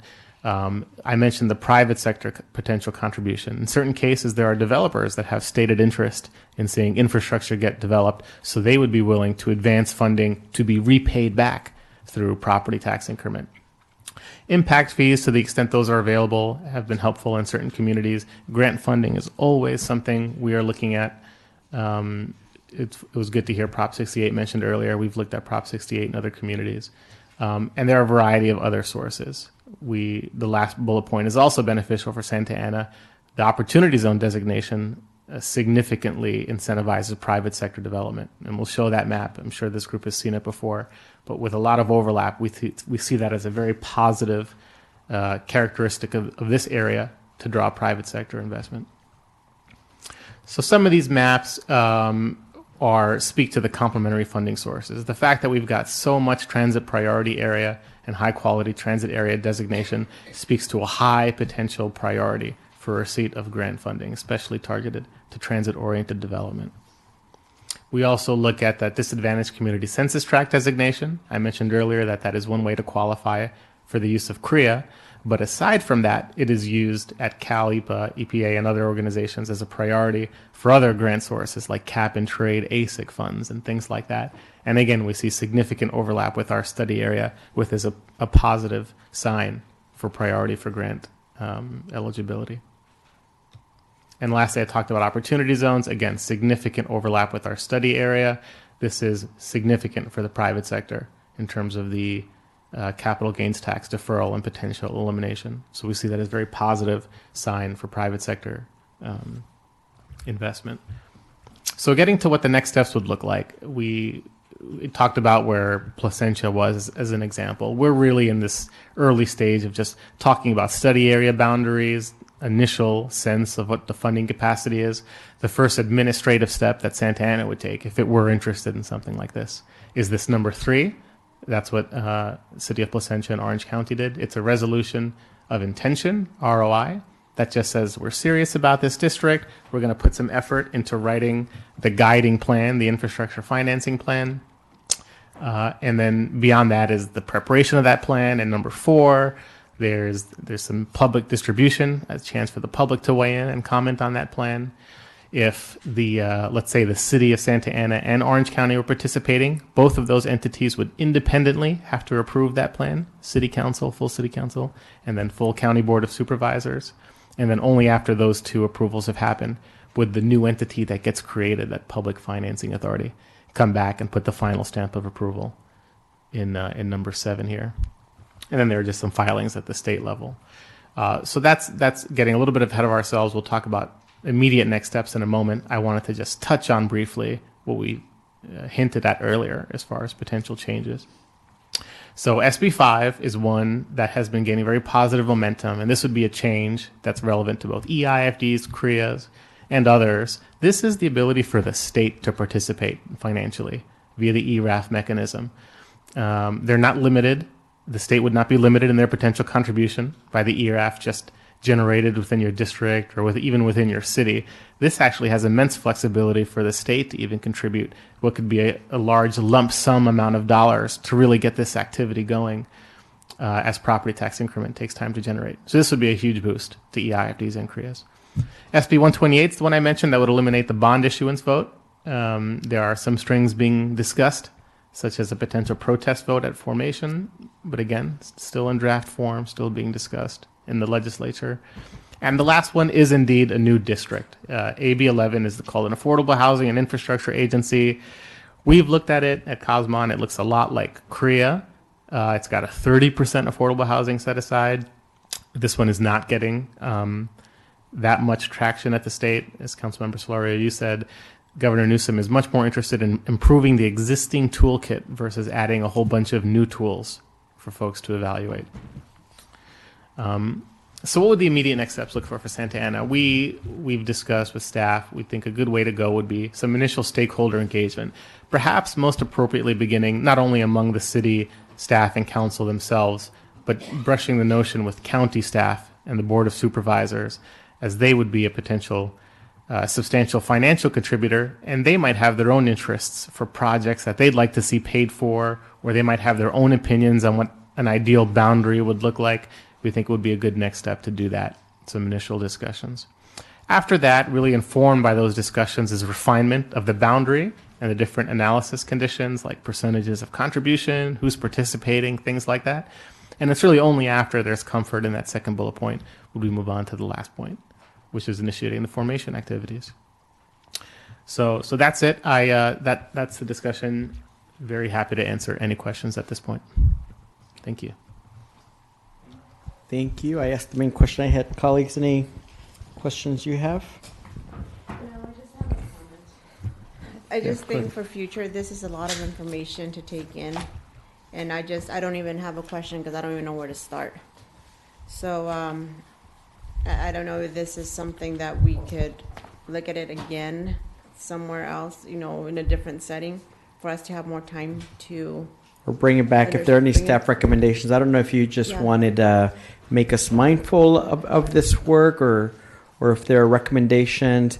I do want to be thankful in that apparently the last set of people on this committee were briefed, were involved. We're all new to this committee. And so that's why for us it's the first time, and there is a lot in here if folks haven't been tracking it. Our intent this evening was to hopefully obtain some concurrence from the committee members to go begin our discussions with the county to see if the county's interested in entering these conversations. But we certainly don't have to do that yet if you're not ready to send us to the county. As well as that's a big decision. I mean, we're realistically also talking about issuing bonds, and again, we're back to, do we have a plan for what we would do? We're also now moving more towards districts, or we are moving to districts. I think there's going to be more sensitivity to if we find something that's jurisdiction based, that which one and why and all the rest. So I think at least for our next 6 months, I don't know that we would even be in a place to decide whether to discuss this with anybody. And with the county, we have a variety of other discussions that we'll be having as well. So I don't know that the timing is good for that either. Though, the county's pretty good about siloing functions and whatnot. Maybe informal conversations, but I think, already you're hearing some resistance. So we'll figure out kind of what that approach might be, but we just don't want you to get ahead of where the council is on this either. We'll work with our city manager. Thank you. I do know that we went, quite a bit long, but the budget and other related things were important, and it doesn't benefit to just keep pushing this down the track. So I do appreciate everybody's patience and time. I don't know if there are any remaining public members that would want to speak on anything, but not. I don't know if staff or my colleagues have any comments. I know with respect to agendas, definitely feel free to float. Topics, by our city manager and/or I. And with that, city manager, I don't know if there's any closing thoughts that you have for us today. Just one recommendation. I think a presentation on the opportunity zones should be done for this committee. I don't know if you've had one in the past, but maybe the last one, but again, this changing committee the hasn't. regulations on it, and that's a critical component of the economic development plan. Okay, thank you very much, colleagues. So when's our next meeting? Yeah, I think we're now on a quarterly schedule unless we have a strong reason to meet again. So as we're having these budget workshops, I think if we feel like there's a need for more meetings with respect to that, I think that is timely. We should. Other things other than that, we'll just kind of have to figure out whether it makes sense for us or not. And I would feel comfortable in having a meeting sooner rather than later, talking about the opportunity zone Yeah. thing. Okay. So, Maybe because of the fiscal year is ending, we should have one before that date comes, another one. And I know that if we stick to the quarterly basis, that won't happen. So maybe Yes, so trying we'll to squeeze coordinate one that. in at early June, mid-June, another meeting. And sorry, was this council No, that's comment? good. Committee comment? Yep. But Sorry. that's a common. Questions and comments like this are fine. Okay. And were you able to get that number for me, Catherine, about the census 2020? Okay. Well, that is also She'll bring it important to bring it back to whatever meeting we have in June. We'll work with our schedules and to make sure there's some money available for that. And that's it. Thank you. Thank you all. Thank you, everybody. With that, this meeting is adjourned.